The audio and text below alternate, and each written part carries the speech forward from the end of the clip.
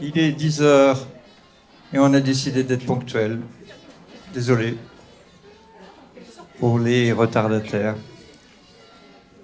Je suis Michel Chapeau, je préside la plateforme et j'ai le redoutable honneur de lancer cette sympathique journée. Il y a 40 ans, en 1986, la charte d'Ottawa était faite. La charte d'Ottawa, c'est un document fondamental que toutes les personnes qui s'occupent d'éducation thérapeutique devraient avoir en tête. 5 ans après, dans un centre hospitalier, je me suis retrouvé face à un professionnel qui m'a déclaré que j'étais malade chronique et que mon comportement personnel devait être amendé. L'injonction thérapeutique dans toute son horreur. Quelques semaines plus tard, et il valait mieux, je me suis retrouvé dans un autre hôpital où d'autres médecins ont travaillé collectivement pour me faire comprendre ce qui m'arrivait. Inutile de vous dire que la charte d'Ottawa n'était pas dans toutes les têtes à l'époque, et si aujourd'hui elle retrouve de l'actualité, j'en suis absolument ravi. Je ne développerai pas, car nous avons des intervenantes ici qui vont vous expliquer un ensemble de points de vue sur la question. Et l'éducation thérapeutique et la santé environnementale ne sont pas a priori liées, sauf si on commence à réfléchir à la culture même de l'éducation thérapeutique, qui est de rassembler des informations de façon à, dit-on très justement, augmenter notre autonomie par rapport à ce qui nous arrive.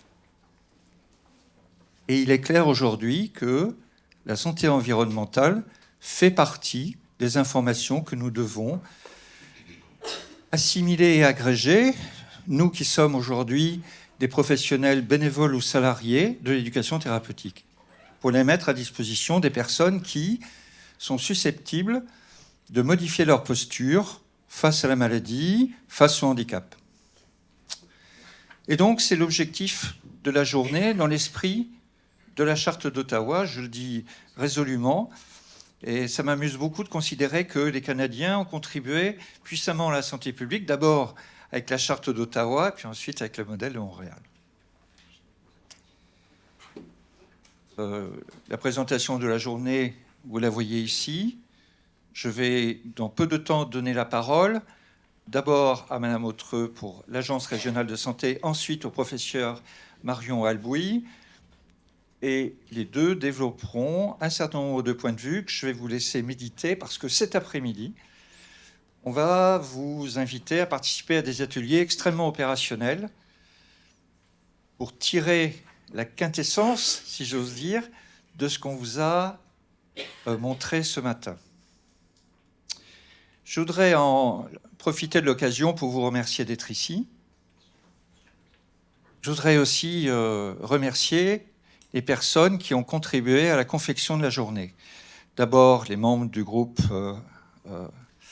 les bénévoles qui s'intéressent beaucoup à l'éducation thérapeutique et qui ont permis de créer la chose, et puis aussi à l'équipe opérationnelle de la plateforme. Alors, si vous les croisez dans les couloirs, si vous les croisez dans les salles, s'il vous plaît, vous les remercier parce qu'elles ont tout fait pour que tout se passe bien. Alors, elles ne vont pas se lever.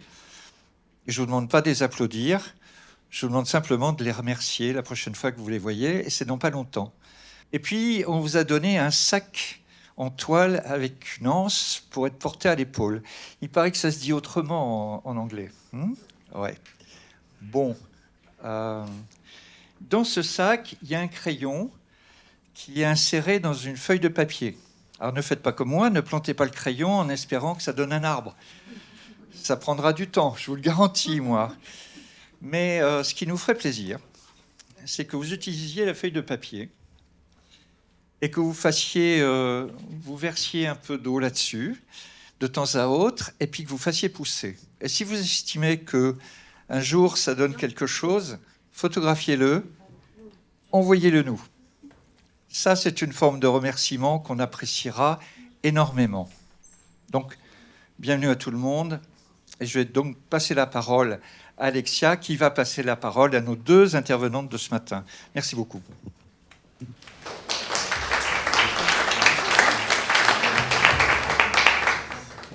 On va simplement proposer à Madame Autreux de venir sur scène.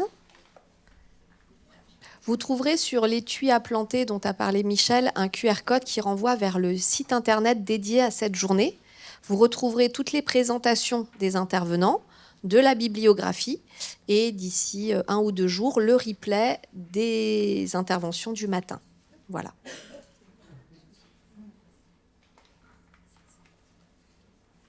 Très bien, merci. Merci déjà de m'avoir invité pour ce propos introductif sur cette journée que vous allez dédier à la santé environnementale. Donc, quelques mots pour me présenter. Donc, Sabine Autreux, moi je suis ingénieure sanitaire. Je travaille à la direction santé-environnement Une Seule Santé. Donc, c'est une nouvelle direction qui a été créée au niveau de l'ARS, Nouvelle-Aquitaine. Et en particulier, je suis positionnée au niveau de la cellule régionale d'expertise et d'animation et je m'occupe en particulier d'un plan régional en santé-environnement dont je vais vous parler.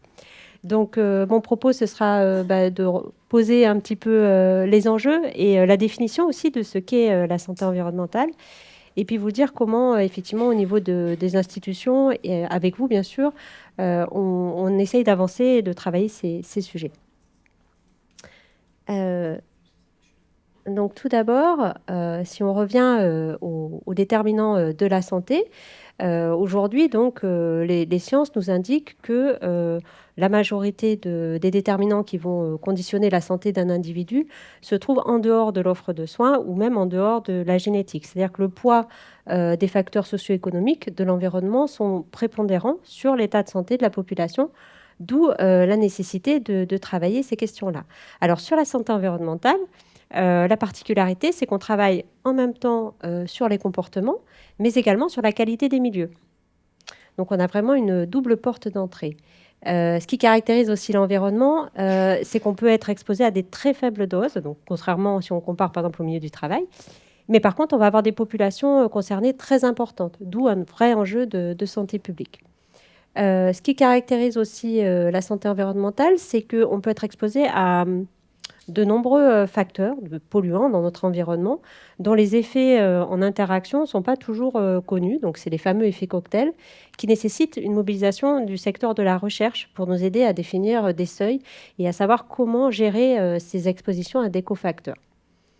Alors, on a quand même certaines expositions qui sont directement liées à des pathologies. Je peux citer l'amiante, le monoxyde de carbone, les légionnelles avec les légionnelloses. Mais en dehors de ces quelques exemples, l'environnement est bien souvent un cofacteur dans le déclenchement de pathologies. Dans ce milieu-là, dans ce domaine-là, on peut être confronté à des risques émergents, donc qui nous demandent toujours d'être en travail, en lien avec des chercheurs. Je peux citer par exemple le développement de nouvelles technologies telles que les nanoparticules ou la technologie de la 5G, où on re-questionne toujours ce lien de l'exposition des populations à ces nouveaux exposants. Et puis, tout récemment, on a été aussi confronté à un changement de paradigme avec les perturbateurs endocriniens, puisqu'on avait une relation utilisée par les toxicologues qui corrélait donc une dose avec un effet. Et là, avec les perturbateurs endocriniens, on s'est rendu compte que même avec des très faibles doses, on pouvait avoir des effets. Enfin, une des difficultés dans ce domaine d'intervention, c'est la temporalité, puisqu'en fait, les effets d'aujourd'hui, les expositions d'aujourd'hui vont avoir des effets dans une temporalité souvent à long terme, d'où aussi une difficulté pour nous de mesurer l'efficacité des mesures de prévention que l'on met en place, puisqu'elles seront aussi mesurables à plus long terme. On est aussi sur un domaine où on mesure aujourd'hui une très forte demande sociétale. Donc, la population connaît le terme perturbateur endocrinien. On avait fait notamment un baromètre il y a quelques années. Donc, ils sont bien au courant. Et parfois, on peut avoir un décalage entre la reconnaissance et la réalité du risque. Donc, c'est aussi à nous de remettre le risque et sa représentation à sa bonne place. Je pense notamment au radon, qui va être complètement sous-estimé en termes d'exposition, parce que c'est dans notre maison, parce que toutes nos familles ont vécu dans ces territoires-là, et pour autant, on a une vraie exposition. Et enfin, ce qui est nouveau aussi dans ce domaine, c'est que très longtemps, on l'a abordé sous l'angle de réduction des expositions et des risques. Et aujourd'hui, on souhaite maintenant aussi développer des visions plus positives de la santé environnementale, c'est-à-dire comment on va maximiser les effets positifs de l'environnement sur la santé, donc l'accès à des espaces verts, un urbanisme favorable à la santé, pour que notre environnement ne soit pas uniquement une source d'anxiété ou d'exposition, mais qui serait néfaste à la santé, mais aussi bénéfique pour la santé. Et là aussi, on a des leviers d'action. Donc, si on revient maintenant sur la Nouvelle-Aquitaine. Donc, en Nouvelle-Aquitaine, on a effectivement un très vaste territoire avec des caractéristiques environnementales très variées. Donc, on va avoir une biodiversité aussi à préserver. On a la chance d'avoir un littoral, 2 massifs montagneux. On a un espace boisé important. On est aussi la première région agricole. Donc, on voit bien la multitude des enjeux et des problématiques qui peuvent se poser dans le domaine de la santé environnementale. On a une connaissance de la présence de polluants, que ce soit dans l'air, dans l'eau et dans les sols, et qui est notamment documentée sur le site de l'Observatoire régional santé-environnement. Donc la région n'est pas non plus exempte de pollution, bien qu'elle ait de nombreux atouts environnementaux. Et puis, on est confronté, comme les autres régions, à des risques qui vont être amplifiés par le changement climatique. Donc, on peut citer la pollution de l'air extérieur. Donc, on estime aujourd'hui à 3300 décès prématurés qui pourraient être évitables. Et donc, dans un contexte de changement climatique, on va avoir une présence d'ozone renforcée et donc des pics d'ozone et donc aussi des conséquences augmentées liées à cette pollution de l'air extérieur. Les pollens vont avoir des périodes d'émission qui vont être allongées, donc avec des effets allergiques prolongés. Donc, c'est aussi quelque chose qu'il faut qu'on intègre dans les actions de prévention que l'on peut conduire. On s'attend également à avoir un impact sur les ressources en eau, puisque au niveau, bien évidemment, quantitatif, les ressources seront réparties de façon différente sur l'année, et possiblement aussi des problématiques de qualité en lien avec les périodes de sécheresse. Et enfin, ce changement climatique va aussi modifier l'aire de distribution de certains vecteurs de maladies. On pense notamment au moustique tigre, qui continue sa progression en Nouvelle-Aquitaine. Aujourd'hui, seule la Creuse n'est pas encore concernée. Et donc, il va falloir nous faire face à ces situations-là, où d'autres vecteurs pourraient aussi, du fait du changement climatique, être présents en Nouvelle-Aquitaine. Et puis, dernier enjeu, et pas des moindres, l'habitat. Donc, on a effectivement connaissance de ménages déjà en précarité énergétique. Et effectivement, avec ce changement climatique et un taux d'humidité plus important, on s'attend aussi dans les logements à avoir peut-être plus d'exposition aux moisissures. Donc, une fois qu'on a posé cette définition et ces enjeux, comment on passe à l'action ? Donc, au niveau national, il est prévu un plan national de prévention des risques pour la santé liés à l'environnement qui doit être décliné au niveau régional. Donc ça, c'est un plan et une déclinaison qui est prévue dans le Code de la santé publique. Et ce plan régional, il doit territorialiser les politiques qui sont définies dans le domaine de la santé et de l'environnement. Donc on voit bien que sur ce domaine de la santé environnementale, on a besoin de mobiliser tous les acteurs, que ce soit les collectivités qui vont avoir des leviers en termes d'aménagement du territoire, l'ensemble des services de l'État, bien sûr l'ARS aussi pour ses actions en santé environnement. Et donc ce plan régional, il permet de rassembler ces différents interlocuteurs. Je pense aussi aux associations, mais aux universités, aux chercheurs, et de fédérer autour d'objectifs communs. Donc, dans l'exercice de déclinaison, on doit décliner 5 actions du plan national, et il y a notamment donc une action sur la formation des professionnels de santé à la santé environnementale. Et en termes de pilotage, c'est un plan qui est mis en œuvre par donc, les services de l'État, l'ARS et les conseils régionaux. Donc, je vous ai mis là les 5 axes Donc, je ne vais pas pouvoir effectivement développer leur contenu. Mais vous voyez que dans la planification, donc ce PRSE 4, il a été signé en novembre 2024. On intègre bien l'ensemble des expositions de la région. Donc, on va avoir sur le premier axe une réduction des expositions à la pollution chimique, biologique et physique. Donc, c'est dans cet axe 1 que l'ARS, par exemple, soutient le déploiement et le renforcement des réseaux des conseillers médicaux en environnement intérieur. Donc, aujourd'hui, on a 8 postes. Et l'ARS s'est engagée jusqu'à la fin du plan à engager 2 millions d'euros pour soutenir ces postes-là.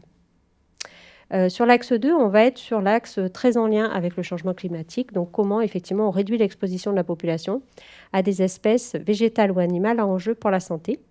Et il y a aussi un nouveau sujet, puisqu'on essaye aussi d'inscrire ce plan dans une démarche One Health, la prévention des zoonoses. Comment on va intégrer aussi la santé animale dans cette planification. Un troisième axe qui est central, c'est la préservation des ressources en eau. Et l'accès à une alimentation saine et durable. Ensuite, on va avoir un axe plus tourné sur l'urbanisme favorable à la santé qui va être plus dirigé vers les collectivités.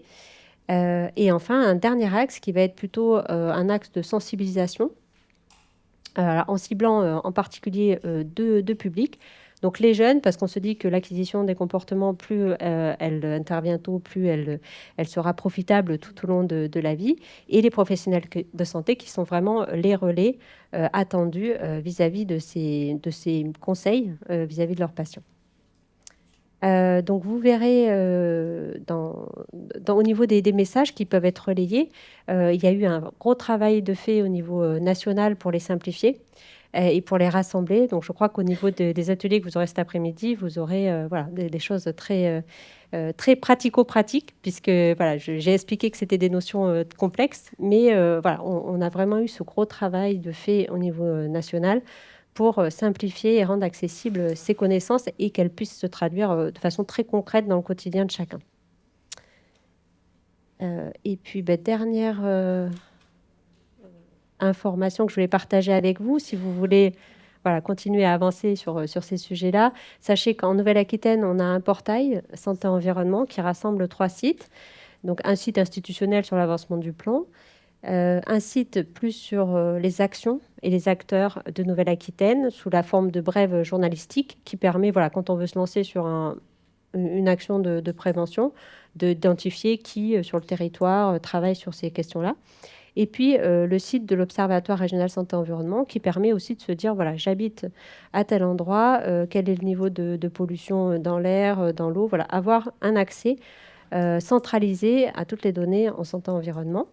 Et puis, la dernière information que je voulais partager, c'est sachez aussi que dans le cadre du PRSE 3, on a travaillé collectivement, donc avec les URPS, les universités, à un module de formation donc qui s'adresse avant tout aux professionnels de santé, mais qui est aussi ouvert aux associations, aux collectivités. C'est 12 heures de formation, c'est gratuit, ça peut être fait quand on veut. Et avec des entrées soit populationnelles, soit par milieu. Donc un accès assez facilité. Et aussi, on y retrouve aussi des conseils très pratico-pratiques pour limiter son exposition. Voilà pour mon intervention. Donc je ne sais pas si vous voulez qu'on prenne quelques questions déjà.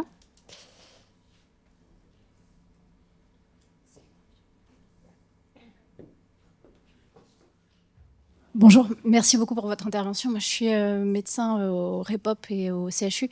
Je me demandais justement, ce site avec tous les acteurs, ça permet de répertorier un petit peu. Je ne sais pas comment on accède pour être répertorié dessus. Et est-ce qu'il y a des groupes de travail un peu interprofessionnels qui existent pour ces sujets-là ?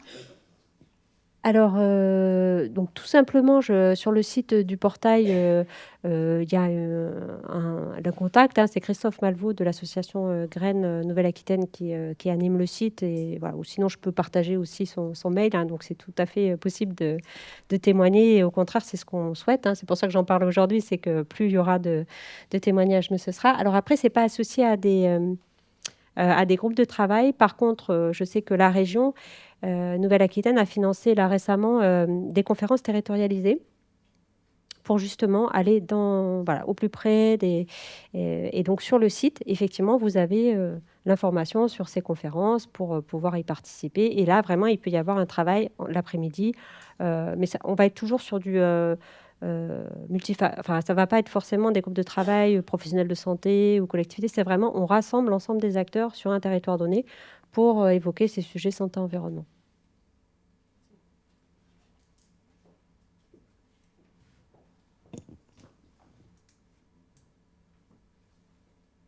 Intervention. Merci beaucoup, Madame Autreux. Vous resterez jusqu'à la fin et s'il y a d'autres questions après la présentation du professeur Albouy pour lesquelles une réponse institutionnelle est attendue, eh bien vous pourrez encore les poser. Voilà.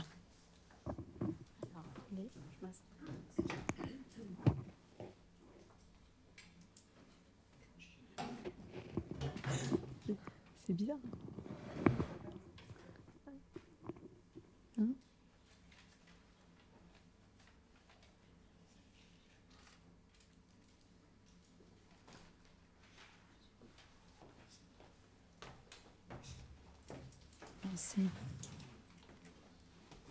Très bien. Bonjour à toutes et tous. Est-ce que vous m'entendez bien? Parce que c'est la première fois que je prends ce type de micro.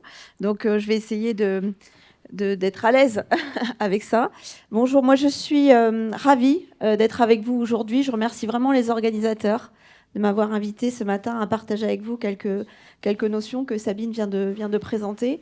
Et puis surtout le lien avec l'éducation thérapeutique du patient.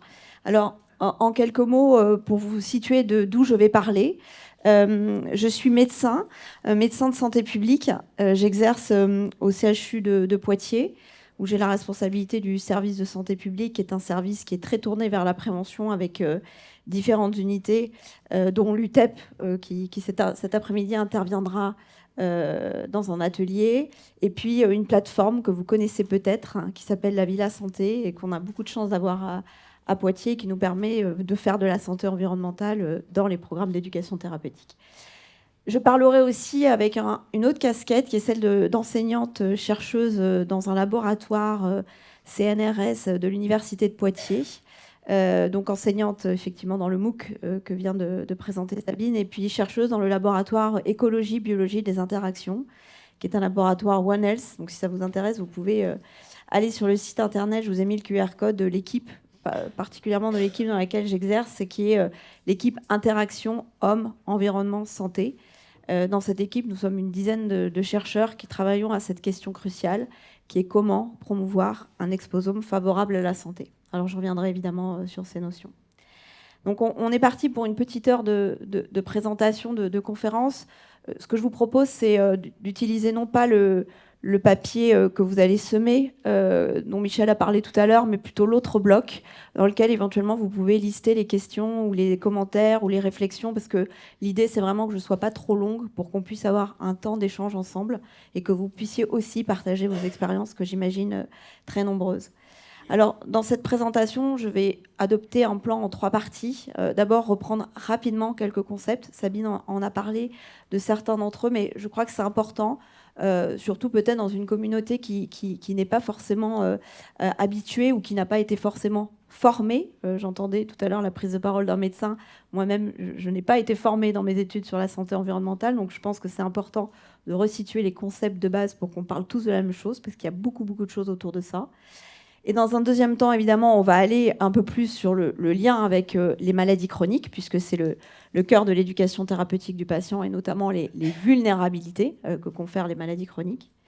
Et puis, dans une troisième partie, vous me permettrez de vous proposer ce qui me semble pour moi l'être l'enjeu de l'ETP de demain, c'est-à-dire l'intégration de la santé environnementale dans l'ETP, ou autrement dit, comment l'ETP doit devenir promotrice de santé. Et je te remercie, Michel, d'avoir rappelé la charte d'Ottawa, qu'évidemment, j'appellerai dans cette conférence. Alors, de quoi parlons-nous? Vous voyez que déjà, sur cette diapositive, je vous ai mis un certain nombre de concepts, de thèmes dont certainement vous avez entendu parler. Et rien que dans la présentation de Sabine à l'instant, vous voyez qu'on a parlé au début de santé environnementale, puis de santé-environnement. Donc, on va essayer de positionner et de clarifier tous ces concepts. Si vous lisez la presse ou écoutez la radio, on parle aussi beaucoup d'Exposome, de One Health, une seule santé, d'écologie. Alors ça, évidemment, on en a beaucoup parlé, puisque c'est au cœur des politiques publiques et des politiques, notamment dans les campagnes. Là, on sort des campagnes municipales, mais je pense qu'on va en entendre beaucoup parler aussi dans l'année qui vient. Donc, ce sont des sujets éminemment importants sociétaux. Alors déjà, effectivement, je vais repartir de ce que c'est que la santé-environnement pour les néo-aquitains, puisque tu as cité tout à l'heure le travail du baromètre que vous avez fait en 2023 avec l'ORS. Et effectivement, les habitants de notre région, pour eux, la santé-environnement, c'est avant tout la pollution. Et ensuite, ce sont les maladies. Voilà, c'était ça en 2023, mais c'est très intéressant pour l'Agence régionale de santé et pour nous, chercheurs, de voir comment évolue cette perception sociale de la santé-environnement, parce qu'elle est sans arrêt en mouvement. Alors la santé-environnement, ça nous interroge sur ce que c'est que l'environnement. Et l'environnement, ce n'est pas l'écologie. Je le dis d'emblée parce que souvent on confond les deux. La différence entre les deux, c'est la situation, la position de l'homme. L'écologie est une science qui positionne l'homme comme un observateur. Donc vous voyez, c'est le petit schéma que j'ai voulu mettre à côté, bon, avec des cœurs pour ceux qui aiment la nature et qui la préservent et qui font attention. Mais c'est une science qui va étudier comment les êtres vivants interagissent avec l'environnement physique au sens de nature et surtout comment ils peuvent la préserver. D'accord ? L'environnement dont je vais vous parler, et vous allez voir que je vais amener quand même des définitions de notre milieu, du milieu de la santé, place l'homme au cœur de la définition. L'environnement, c'est tout ce qui n'est pas la génétique. D'accord ? Tout simplement. Alors, comment l'homme a commencé à prendre conscience de l'importance de l'environnement pour lui-même ?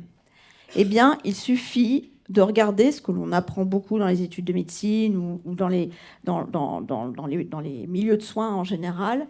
Ce sont les facteurs biologiques, d'abord, qui nous ont mis l'environnement à l'agenda de nos préoccupations, puisque là, je vous ai mis rapidement l'histoire de toutes les épidémies que nous avons traversées ces derniers siècles. Alors, je ne vais pas remonter à la variole de 1520, mais voilà, dernièrement, le Covid, et notamment son impact important dans notre santé, a mis en évidence l'importance des facteurs biologiques de l'environnement. Mais vous l'avez compris, il n'y a pas que les facteurs biologiques, il y a d'autres facteurs. On parle beaucoup des facteurs chimiques qui, eux aussi, ont été mis à l'agenda de nos préoccupations collectives du fait de catastrophes. Alors là, je vous en ai mis certaines. Le but, ce n'est pas d'être éco-anxieuse, mais force est de constater que depuis le Great Smog de Londres de 1952, où effectivement... ah oui, c'est vrai que je peux me déplacer. Effectivement, il y avait changement climatique associé à surconsommation de charbon, donc grand nuage dans Londres, où il y a eu un nombre de décès assez colossaux, de l'ordre du nombre de décès qu'on a connu en 2003, pour ceux qui s'en rappellent bien, en France, pour la canicule, la fameuse canicule de 2003. Entre-temps, plein d'accidents, Seveso, une usine de pesticides qui explose en Italie, Tchernobyl, les problèmes du nucléaire qui explose et qui est encore très ancré dans les perceptions collectives, Bhopal en Inde, AZF à Toulouse, tout près de nous, 31 morts. Et puis, j'ai cité aussi, tout près d'ici, Arcachon, avec les incendies en 2022, qui ont eu des impacts sur l'état respiratoire du fait des molécules chimiques, qui ont eu un impact sur la biodiversité très important, et qui ont eu aussi un impact sur des troubles psychotraumatiques, dont on reparlera. Donc, tout ça fait que l'homme se dit, il faut quand même que je fasse attention à mon environnement. Et puis, à côté de ça, je parlerai tout à l'heure de désastres silencieux, c'est-à-dire que se passe en ce moment sur la planète des observations écologiques, donc de la faune et de la flore très inquiétantes, qui vont forcément avoir un impact sur la santé.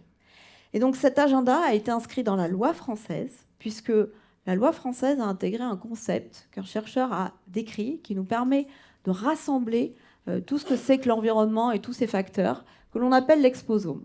Alors, l'exposome, c'est Christopher Wilde qui l'a défini, et il nous dit l'exposome, c'est l'ensemble des mesures, des expositions auxquelles nous sommes confrontés tout au long de notre vie. Il est distinct de 3 niveaux. L'exposome général externe, c'est-à-dire c'est les grandes pollutions, ou les grandes expositions, pardon, ce ne sont pas que des pollutions. C'est la pollution atmosphérique, certes, mais c'est aussi, comme l'a dit Sabine, les espaces verts, la végétalisation des villes. Donc ce ne sont pas que des problèmes, hein. C'est les expositions auxquelles nous sommes confrontés qui peuvent être aussi salutogènes, qui peuvent être aussi des ressources.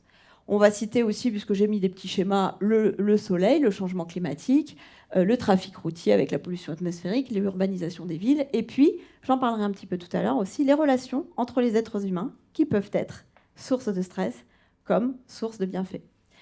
L'exposome externe est complété par un exposome externe spécifique qui est, lui, plutôt le champ des comportements. Ce qu'on connaît bien dans le domaine de la santé, puisqu'on souvent on prescrit des bons comportements. Donc, je reviendrai sur ça tout à l'heure. Donc, effectivement, l'activité physique, l'alimentation, la consommation de tabac, l'exposition aux plastifiants, etc. Et cet exposome est composé de l'exposome interne, c'est-à-dire toutes les régulations métaboliques que nous avons à l'intérieur de notre corps qui nous permettent de compenser les stress ou de les exacerber. Et c'est tout le champ de l'épigénétique, du microbiote ou de la métabolomique au sens général.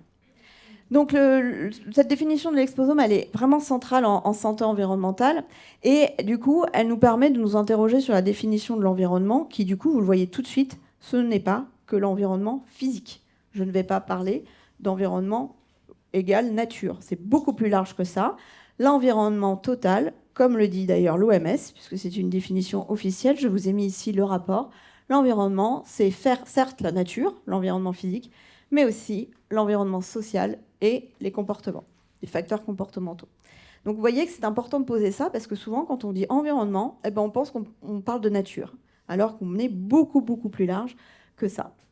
Et évidemment, je ne peux pas m'empêcher de vous citer le modèle des déterminants de santé, dont à la fois Michel et Sabine ont parlé tout à l'heure, qui est le modèle qu'on utilise dans ma discipline, qui est la santé publique, et qui nous montre qu'effectivement, 50% de notre santé va être déterminée par les déterminants environnementaux, c'est-à-dire les conditions socio-économiques, les conditions de travail et de vie, qui, elles, conditionnent les réseaux sociaux et les comportements que nous adoptons.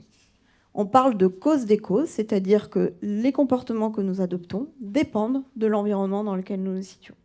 Donc ça, c'est très très important.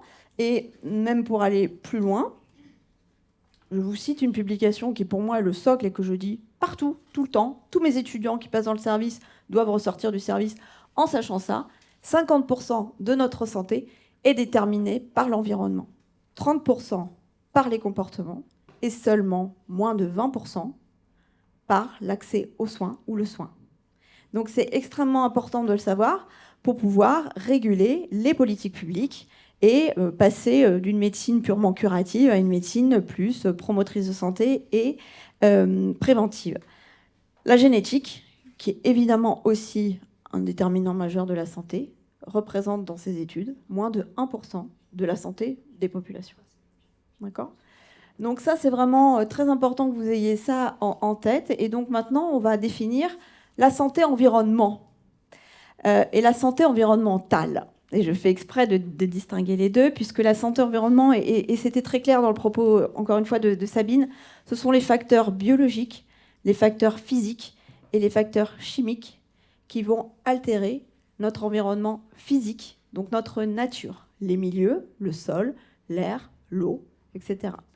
Tandis que la santé environnementale, elle va associer à ces facteurs les facteurs psychosociaux et les facteurs esthétiques de notre environnement. Et donc tout au long de ma présentation, vous verrez que je ferai appel à cette définition et que, pour faire le lien avec le TP, je vais être beaucoup plus large que la simple santé-environnement, des facteurs physiques, chimiques et biologiques. Je vais aussi parler des facteurs psychosociaux, sociaux et esthétiques de notre environnement. Alors je vais rapidement les passer en revue pour vous donner des éléments que vous connaissez déjà. Les facteurs biologiques, c'est les bactéries, les virus, les parasites, les champignons, les prions, tout ce qui génère des maladies transmissibles qui vont être transmises soit de manière directe, soit de manière indirecte. Je passe très vite parce que dans nos études, on a tous été formés, archi-formés à ça. Les facteurs physiques, en revanche, on en a un peu moins entendu parler, mais c'est un vrai sujet sociétal dont on parle beaucoup aujourd'hui. Ça commence par le bruit, Le bruit est un polluant de l'environnement. Deuxièmement, autre exemple, les radiations ionisantes. Je peux citer évidemment le nucléaire que j'ai évoqué tout à l'heure, mais aussi quelque chose qui préoccupe certaines régions de France, comme le radon, qui est un gaz qui entraîne des émanations radioactives et qui est à l'origine de cancers. Et je crois que c'est surtout les Deux-Sèvres, dans notre région, qui sont particulièrement concernées. Je ne suis pas spécialiste du sujet, mais en tout cas, il y a des cartes, effectivement, comme le disait Sabine, il y a des cartes qui permettent aux habitants de savoir si le territoire où ils habitent est contaminé est propice à l'exposition. Les radiations non ionisantes, donc qui sont plutôt tout ce qui est autour des UV et de la téléphonie mobile. On a parlé avec la 5G tout à l'heure. Les températures extrêmes, canicule et froid extrême, avec les changements. Tout à l'heure, je disais dans le taxi, le matin, il faut s'habiller en doudoune et le soir, il faut mettre un maillot de bain, quoi. En ce moment, on le vit vraiment. Hein. Et puis, le changement climatique de manière générale, dont les publications aujourd'hui s'étendent beaucoup, et qui finalement, moi, a fondé le choix de la santé publique, puisque j'étais interne en gériatrie en 2003 pendant la canicule, et que j'ai vu de mes propres yeux, dans un bâtiment, un nouvel hôpital magnifique, où les couloirs étaient vitrés et où il faisait 50 degrés. Et je voyais des dizaines et des dizaines de patients mourir parce que je n'avais pas le temps de leur mettre la perf sous-cutanée d'eau, alors qu'il suffisait peut-être juste qu'on leur donne à boire à la maison. Voilà. Donc c'était en 2003, ça fait peut-être très très longtemps, mais c'est ce qui a fondé effectivement le choix d'agir sur les déterminants environnementaux. Troisième facteur de la santé-environnement, les facteurs chimiques. Où là, vous voyez, alors là, il y en a plein. Avec la révolution industrielle, je vais les citer, mais je ne serai absolument pas exhaustive ce matin. Les facteurs chimiques inorganiques. Aujourd'hui, on parle du cadmium, hein, vous l'avez vu, on en parle beaucoup dans la presse. C'est un métal qui fait partie des cancérigènes toxiques forts. Mais bon, il y en a d'autres. Hein. Le plomb, on en parlait déjà il y a fort longtemps avec les peintures au plomb. Vous voyez, j'ai mis une photo d'une petite fille qui gratte la peinture et qui sans doute est en train de s'intoxiquer au plomb. Le mercure, je vous ai mis une photo de l'OMS sur les produits cosmétiques que l'on met et qui contiennent parfois du mercure. Bon, bref, je ne vais pas tout détailler. L'arsenic, les composés halogénés, bref, il y en a plein. Et certains se trouvent, je le rappelle, dans la cigarette. Hein, revenons au basique, puisque le tabac est quand même le premier déterminant de comportemental de la santé. Donc, le tabac, c'est des facteurs chimiques, tout simplement. Les facteurs chimiques organiques, ils sont aussi très très nombreux. Je vais citer les hydrocarbures, tout ce qui est issu du pétrole. Et certains sont très très persistants dans l'environnement. Il faut voir leurs propriétés dans l'environnement qui est assez inquiétante. Et puis, on en a parlé, je vais prendre un exemple. C'est pas une troisième catégorie, puisqu'il y a des perturbateurs endocriniens qui sont des facteurs chimiques inorganiques ou organiques, hein, selon la classe. Mais je les ai mis à part parce que c'est un vrai sujet de santé publique. Et puis en plus, c'est le sujet sur lequel j'ai travaillé longtemps dans mes recherches. Et donc les perturbateurs endocriniens, vous connaissez, parce que ça a été médiatisé lors d'une campagne présidentielle en 2015. À l'époque, c'était un sujet dont on ne parlait pas beaucoup. Moi, j'avais commencé mes travaux, puis on m'avait dit non, c'est pas sûr, on ne sait pas, travailler sur autre chose, travailler sur le radon, là, on sait. Là, les perturbateurs endocriniens, on ne sait pas trop. Aujourd'hui, on sait que effectivement, déjà, il y en a partout. Il y en a partout. Dans tout ce qu'on consomme. L'ANSES nous dit qu'il y en a dans plus de 60 secteurs différents. Donc, vous en avez dans l'alimentation à travers les pesticides, dans les plastifiants. Alors, c'est plus le bisphénol A parce qu'il a été interdit, mais bon, c'est le reste du F, du S, du E, je ne sais pas combien, qui ont les mêmes propriétés que le bisphénol A.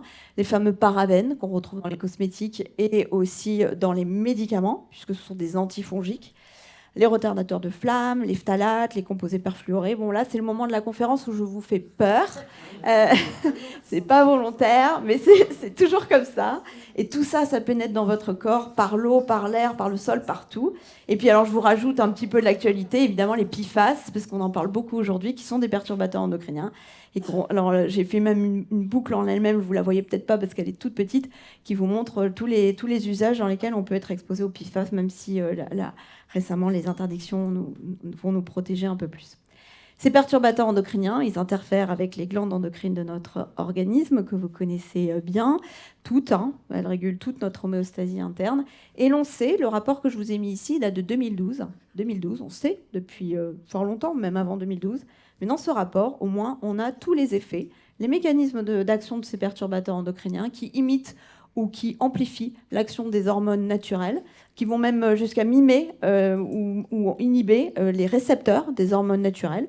Donc il y a vraiment beaucoup de recherches justement cellulaires pour essayer de comprendre comment ils fonctionnent. C'est très complexe, Sabine l'a dit, et c'est vraiment important de l'entendre. C'est très complexe parce que ce sont des molécules qui agissent de différentes manières et qui ont des effets dose inversés. C'est-à-dire que ce n'est pas la dose qui fait le poison. Et alors ça nous bouleverse tous dans la toxicologie classique, puisque les industries, elles vont tester les doses élevées, puis elles vont dire ah oui, il ne faut pas dépasser ce seuil parce qu'après c'est dangereux, mais avant ça va. Sauf qu'en fait, non, avant ça ne va pas, puisque là je ne l'ai pas mise, pardon, ça arrive, la courbe est inversée. Donc il faut faire des recherches sur les effets doses bas. Et en plus, il faut rajouter un niveau de complexité supérieur qui est de tester aussi les impacts sur les mélanges. Et quand je vous ai dit qu'il y a des centaines de milliers de molécules, c'est impossible. Ça sera impossible, du point de vue de la recherche, de prouver chaque combinaison et chaque dose pour montrer l'impact. Mais c'est le moment de la conférence qui est positif. C'est que l'action de ces perturbateurs endocriniens, c'est une action épigénétique. C'est-à-dire qu'en fait, ils ne vont pas modifier l'ADN, contrairement aux radiations ionisantes. Les perturbateurs endocriniens, eux, ils vont empêcher la lecture normale de l'ADN par différents mécanismes, soit la compactation des histones, ça doit vous rappeler des petits souvenirs, soit par méthylation de l'ADN. Donc c'est comme si c'était une partition de piano qui, au lieu d'être lue normalement, est lue pianissimo. Et donc forcément, derrière, il y a des impacts, parce que des maladies qui se déclarent, puisque les transcriptions protéiques ne sont pas faites comme il faut. La bonne nouvelle, elle vient, c'est que ces mécanismes sont réversibles sous l'effet de conditions environnementales favorables. Et donc ça nous donne plein d'espoir pour la prévention. Alors je passe en revue très rapidement, mais je vais en parler surtout dans la deuxième partie de ce topo, qui est que les perturbateurs endocriniens entraînent des troubles neurocomportementaux, des troubles immunitaires, des cancers, des diabètes, des malformations, des développements fœtals. Tout ça, c'est su, c'est prouvé, c'est montré dans des milliards de publications. Et surtout, Sabine l'a dit, ces effets sont programmés dès la vie intra-utérine. C'est pour ça que les politiques publiques se sont beaucoup intéressées à la prévention pendant la grossesse et chez les femmes enceintes, parce que, selon l'hypothèse de l'origine développementale des maladies, l'exposition in-utérine va programmer la survenue de maladies futures. Mais la bonne nouvelle, c'est que ces maladies futures vont pouvoir peut-être être minimisées par des régulations d'exposome interne du fait de conditions environnementales salutogènes positives. Par exemple, l'activité physique, les espaces verts vont permettre peut-être de diminuer les effets des perturbateurs endocriniens chez une personne. Et là, je vous parle d'un domaine où on n'a pas encore fait beaucoup de recherche. C'est vraiment le début, parce qu'il y a très peu d'argent sur la recherche en prévention. Donc, on sait que les effets sont différés, et ils sont différés aussi sur les générations. Alors ça, c'est un peu plus inquiétant, parce que chez l'animal, on sait que les effets des perturbateurs endocriniens sont retardés parfois jusqu'à 7 générations. Alors chez l'homme, on n'a pas le recul pour le montrer, mais on a quand même des exemples. Par exemple, le DDT. Alors attention, j'ai essayé de retenir le nom. Le dichlorotrichloroéthane, voilà, qui est un pesticide. Alors évidemment, il faut que je passe ces diapos. Qui est un pesticide largement utilisé dans les années 60 pour lutter contre les vecteurs de facteurs biologiques, le palu, la fièvre jaune. Donc, en voulant traiter les facteurs biologiques, eh bien, on a amené des facteurs chimiques. Et vraiment, c'était pour ceux qui retrouvent ça au fin fond de certaines maisons, c'était vraiment le produit du quotidien. Les ménagères étaient invitées à le mettre dans leur maison. Et aujourd'hui, on sait que, vous voyez, c'est une publi là-haut, mais il y en a plein d'autres, que les petites filles, les petits-fils des grands-mères exposées ont plus de cancers, ont plus de malformations utérines. On a le recul suffisant pour le montrer en épidémiologie. Alors, cette dame, je voudrais lui rendre hommage. Déjà parce que c'est une dame, et puis parce que c'est une écologue qui, dans les années 60, a commencé à alerter en disant « Oh, c'est bizarre !» parce que les faucons pèlerins, une espèce animale qu'elle observait, ils ont des œufs qui sont beaucoup plus fragiles, et il y a beaucoup plus de mortalité. Et effectivement, il y a eu vraiment une diminution de la faune des oiseaux en particulier, et elle a écrit un bouquin qui s'appelle Silent Spring, le printemps silencieux, puisqu'il n'y avait plus de bruit d'oiseaux comme on entend en ce moment. Elle a alerté le président des États-Unis, qui était à l'époque JFK, Et grâce à elle, grâce à ses observations chez l'animal, elle a pu alerter pour la santé de l'homme et faire interdire cette molécule. Et donc à l'époque, on était déjà dans cette idée que médecins, biologistes, zoologues, quel que soit leur animal étudié, y compris dans le bassin d'Arcachon, parce que dans le bassin d'Arcachon, on a pu montrer un hermaphrodisme chez les gastropodes qui était lié à des pesticides que l'on met sur les bateaux pour prévenir la prolifération d'algues. Et donc Arcachon est allé au niveau international pour montrer dans la déclaration de Winspread qui a réuni tous ces acteurs que nous savons avec certitude que les facteurs chimiques qui sont libérés dans la nature vont déréguler le système endocrinien. Et ils ont lancé l'alerte. 1991, on est en 2026. D'accord ? C'est important. Et à l'époque, on ne parlait pas de One Health. On parlait un peu de santé publique, mais plutôt du côté des médecins. On parlait d'écologie, mais du coup, on trouvait que les écologistes, voilà, c'était un peu pardon de l'expression, mais voilà, des illuminés, voilà, la nature, c'est beau, tout ça. Et en fait, aujourd'hui, le One Health, c'est vraiment un sujet majeur. C'est, vous tapez One Health sur les articles du Monde, vous avez une ribambelle de sujets. C'est la discipline qui est importante parce qu'elle met en lien la santé de l'animal, la santé de l'homme et la santé des environnements. Alors, beaucoup, malheureusement, trop sous l'angle des zoonoses, du fait du Covid notamment, parce que le Covid, effectivement, déforestation, émergence de facteurs biologiques chez l'animal qui se transmet à l'homme. Et donc, on résume trop souvent le One Health aux zoonoses, alors que c'est beaucoup plus large. Les liens entre animal, santé, nature et homme peuvent être aussi des sources de bienfaits, peuvent être au-delà des zoonoses. C'est pour ça qu'a été créé un nouveau concept santé planétaire qui est beaucoup porté chez les professionnels de santé pour justement aller sur des changements plus structuraux, plus globaux et pour rappeler ce que Michel a dit en préambule, une véritable révolution du système vers plus d'approche globale et de promotion de la santé. Alors je vous ai mis ici une diapositive qui vous met un peu le parallèle entre une seule santé et santé environnementale, mais je vais passer vite pour qu'on puisse éventuellement en discuter, pour continuer la liste de mes facteurs, parce qu'on a parlé surtout des facteurs biologiques, physiques et chimiques. N'oublions pas les facteurs sociaux et les facteurs psychosociaux. La santé environnementale, c'est aussi ça. Qu'est-ce qu'il en est ? C'est par exemple les inégalités d'accès aux soins, les inégalités d'accès à la prévention, les inégalités d'accès aux ressources de la vie quotidienne. Ça, c'est un polluant aussi en soi. Qui est important à prendre en compte. 50% de notre santé, 40% de notre santé est déterminée par les déterminants sociaux. Et donc là, le fait d'avoir mis dans l'exposome ces éléments est extrêmement important. Les facteurs psychosociaux, c'est tout ce qu'on vit au quotidien. Alors ça a été beaucoup décrit en médecine du travail, en santé au travail. Et puis maintenant, ça vient un peu plus dans les débats. C'est tous les risques psychosociaux, c'est tout le champ des discriminations, tout le champ de... Je vous ai mis ici un exemple qui illustre la grossophobie. La grossophobie est un polluant de l'environnement. Et donc c'est effectivement, dans l'exposome externe général, les relations les uns avec les autres. C'est tout ce qui va être le burn-out, tout ce qui a trait finalement avec la santé mentale au sens large, dont on parle beaucoup aujourd'hui. Et pour autant, on ne le relie pas forcément à la santé environnementale, alors que ça fait partie pleinement de la définition. Autre facteur, c'est les facteurs esthétiques. Et j'aurais fini le tour de cette première partie. Les facteurs esthétiques de notre environnement, maintenant, on sait, c'est prouvé. Regardez, c'est une méta-analyse de grande qualité que je vous mets ici, que les espaces verts, les espaces bleus favorisent notre santé. C'est décrit vraiment dans plein de populations, les femmes enceintes, les enfants, la population générale, les personnes âgées. On sait que les bains de forêt, par exemple, vont diminuer les symptômes dépressifs et l'anxiété, vont améliorer les émotions positives, vont avoir un impact sur la pression artérielle, sur le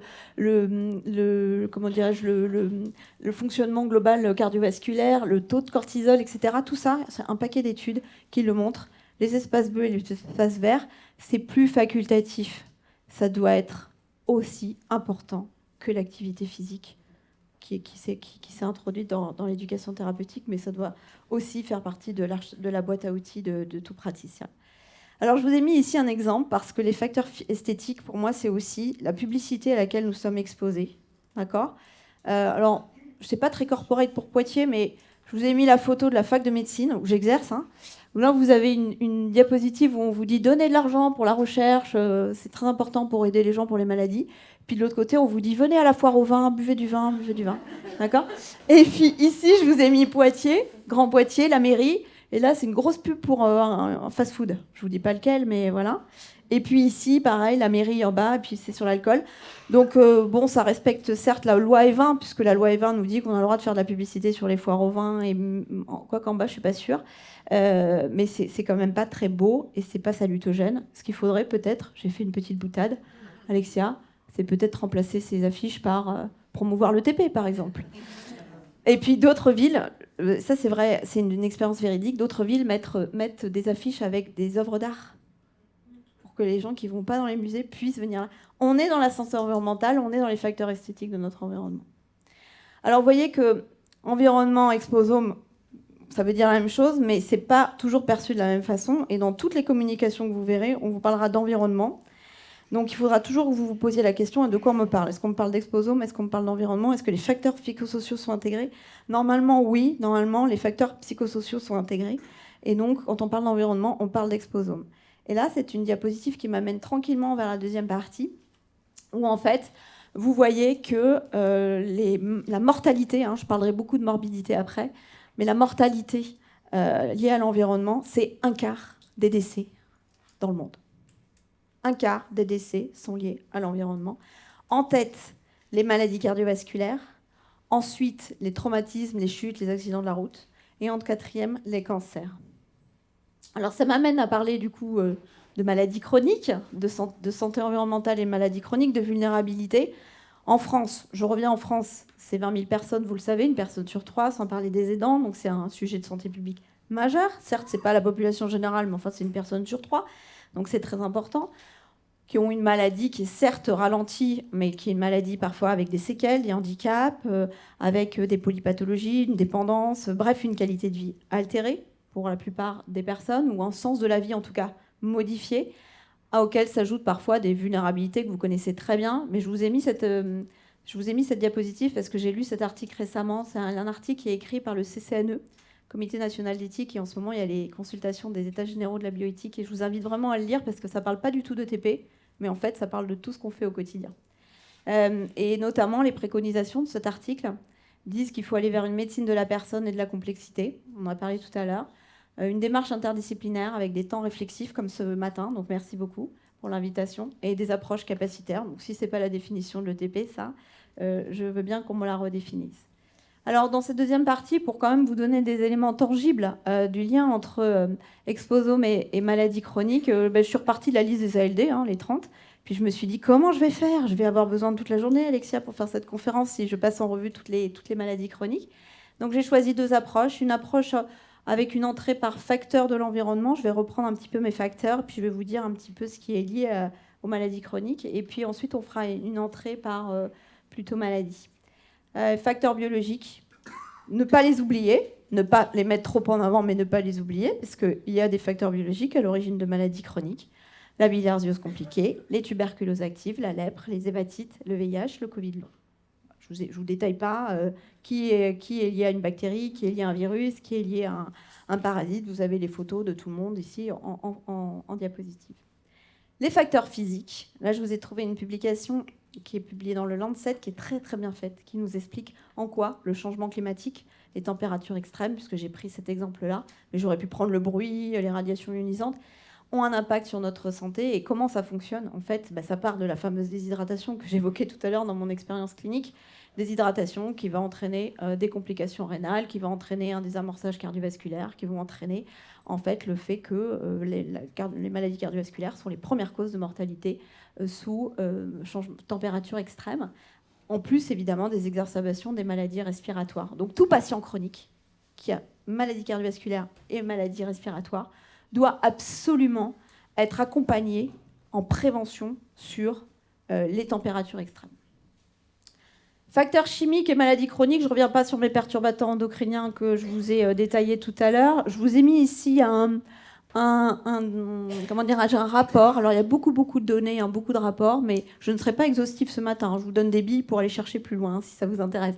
Mais c'est un rapport de l'INSERM sur pesticides et effets sur la santé qui nous permet effectivement de décrire quelles sont les preuves qui sont sûres, quelles sont les preuves qui sont modérées, quelles sont les preuves qui sont moyennes. Et puis, évidemment, j'en remets une couche, n'oubliez pas que tabac et cancer, tabac et maladie cardiovasculaire, tabac et maladie respiratoire, il n'y a plus de débat.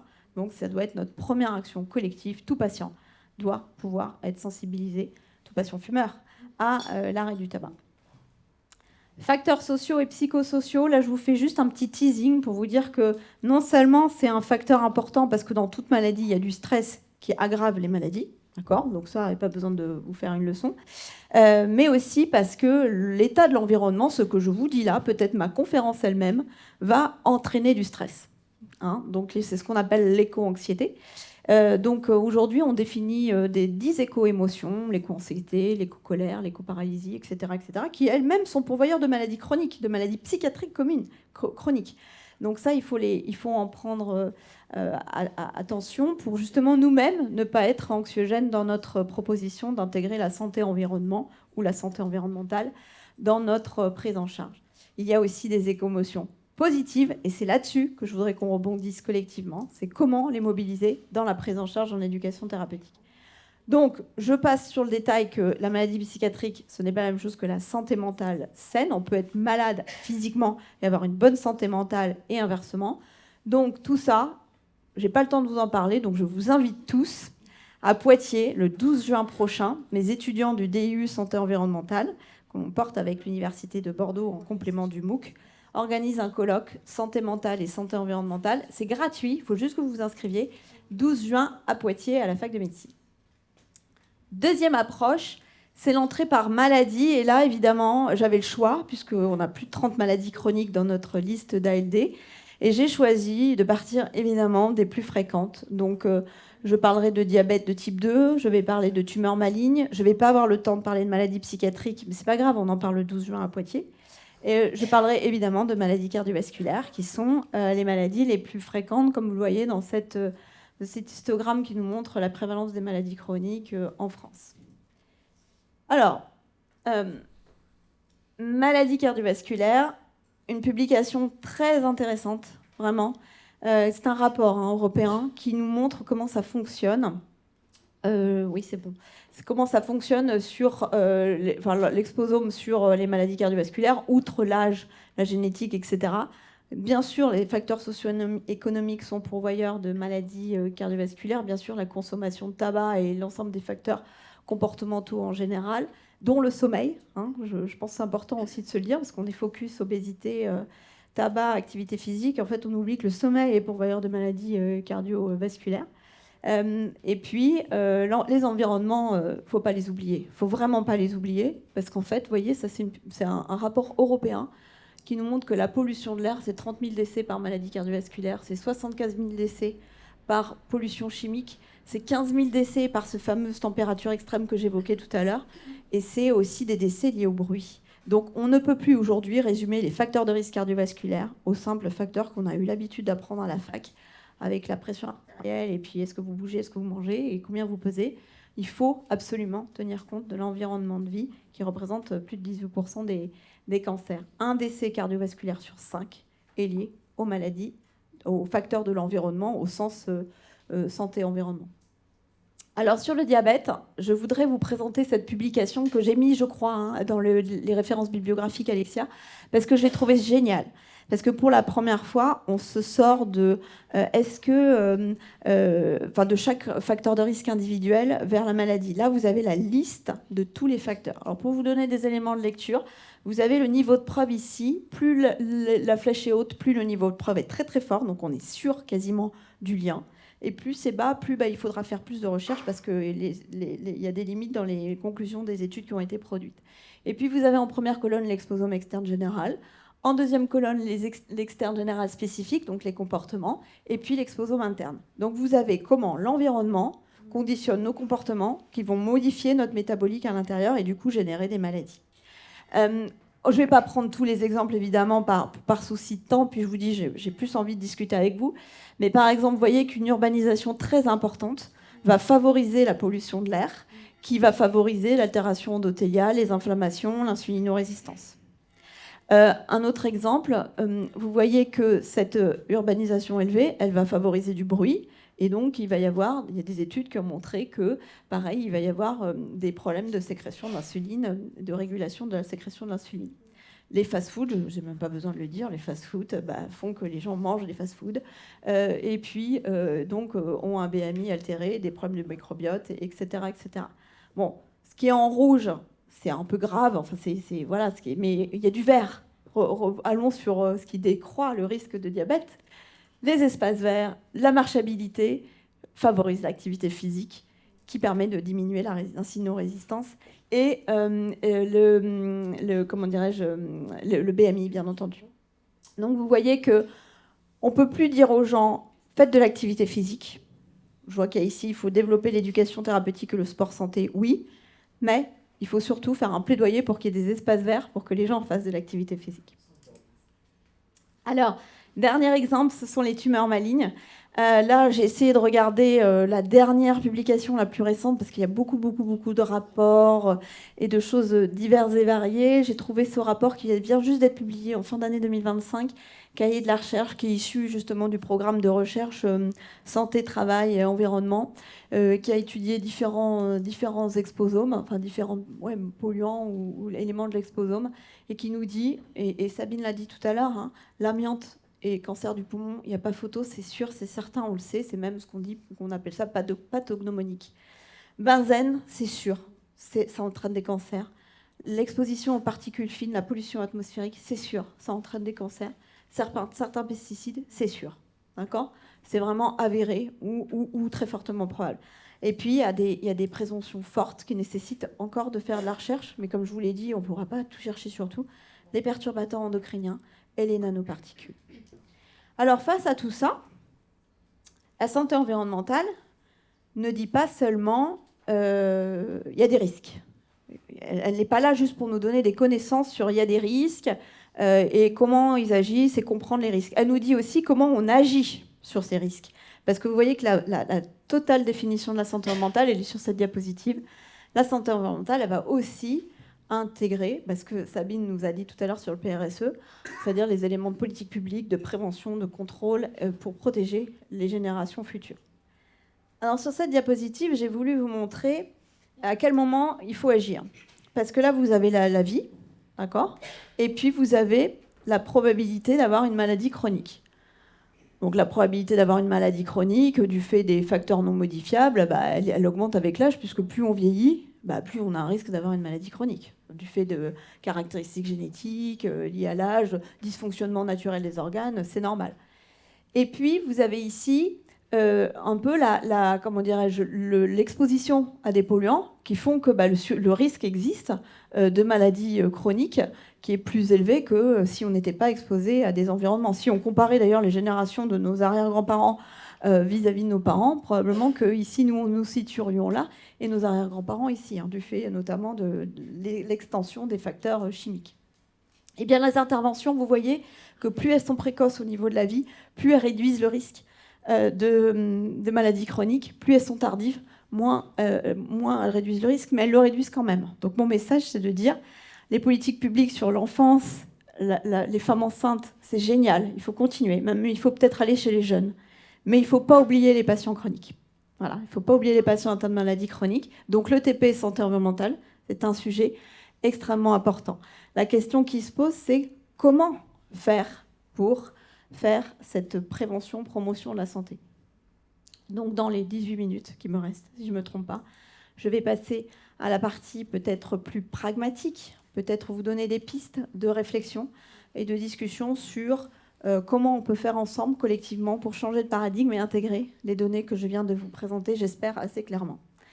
Ce que je préconise, c'est de faire de l'éducation thérapeutique promotrice de santé. Et nous avons écrit un article à ce sujet avec la Société française de santé publique et la Société européenne d'éducation thérapeutique, donc Emmanuel Ruch et Rémi Gagnère, pour justement amener cette réflexion sur l'ETP promotrice de santé qui existait déjà. On est en quelques-uns en France et dans le monde à réfléchir à ça. L'ETP promotrice de santé, c'est déjà de repartir de la charte d'Ottawa, cher Michel, évidemment. La charte d'Ottawa nous dit c'est l'action sur les déterminants de la santé que je vous ai présenté largement.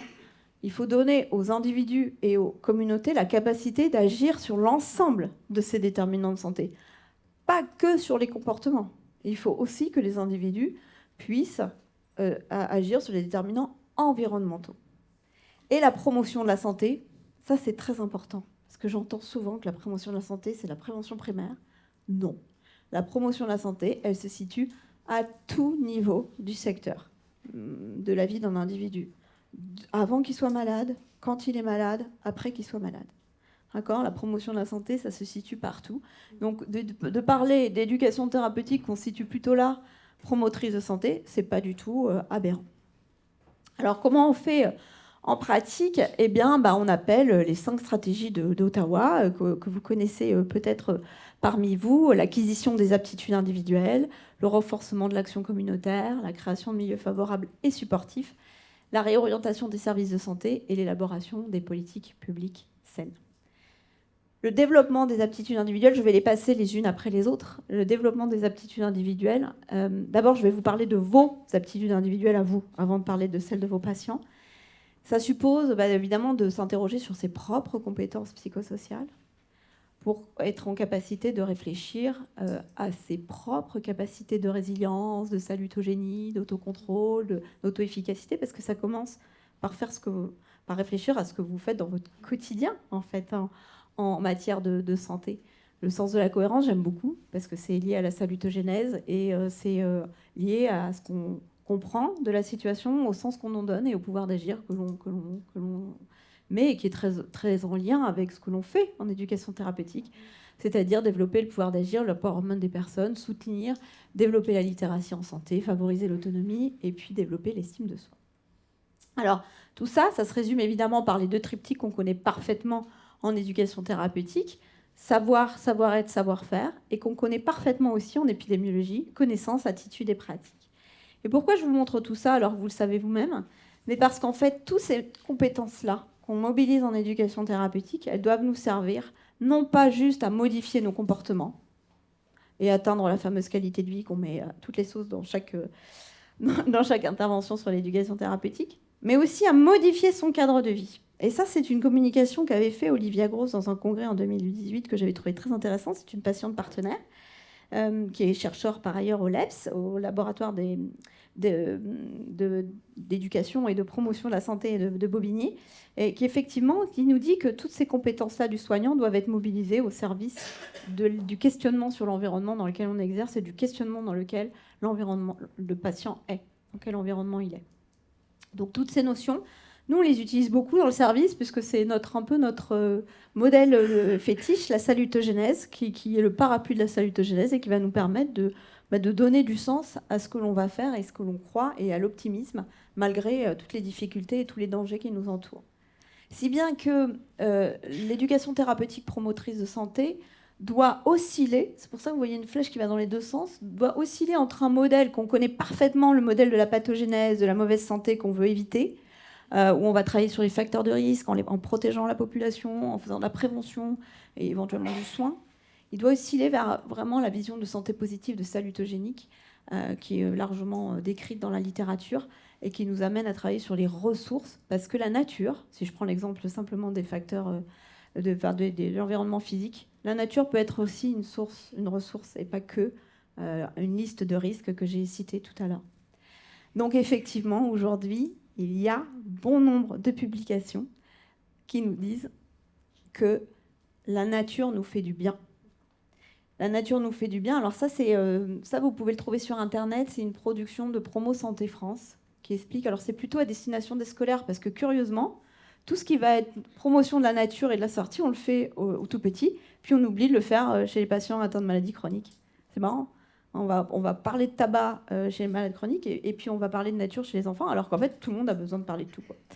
Et là, je vous ai mis une publication aussi très intéressante. Merci à Anne-Sophie d'ailleurs, qui me l'a trouvée récemment, qui est Anne-Sophie dont je vais parler juste après, qui nous montre que la prescription de la nature chez les patients qui ont des maladies respiratoires chroniques est très intéressante parce qu'elle favorise l'activité physique, ça vous vous en doutez.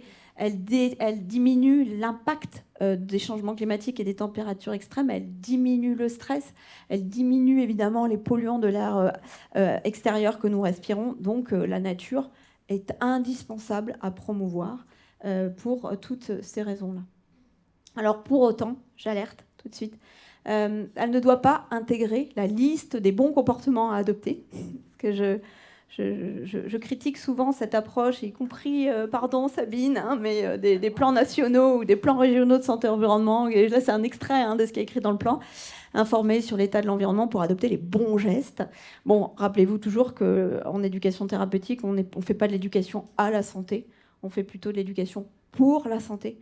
C'est-à-dire qu'on ne prescrit pas des bons gestes, mais on amène à la réflexion l'individu sur ce qui est peut-être bon pour lui en fonction de ce que l'on sait de la science, de tout ce que je vous amène comme référence bibliographique, pour les faire eux-mêmes. On peut pas les obliger à, mais pour les faire eux-mêmes passer de consommateurs passifs à des citoyens actifs. Et donc ça, c'est mon petit logo pour montrer l'empowerment. Voilà, pour qu'en fait, ces personnes, dès qu'elles font leurs courses, et ça nous concerne tous, en fait, dès qu'on fait notre course, on devient acteur de la santé publique dans les choix de consommation que nous faisons. Donc, si je reviens sur la réflexion sur l'ETP promotrice de santé, je vais donner quelques billes et je vais, pardon d'avance, je vais être très longue, enfin très rapide, pardon, pas longue justement, mais rapide. Donc on pourra éventuellement y revenir dans la discussion.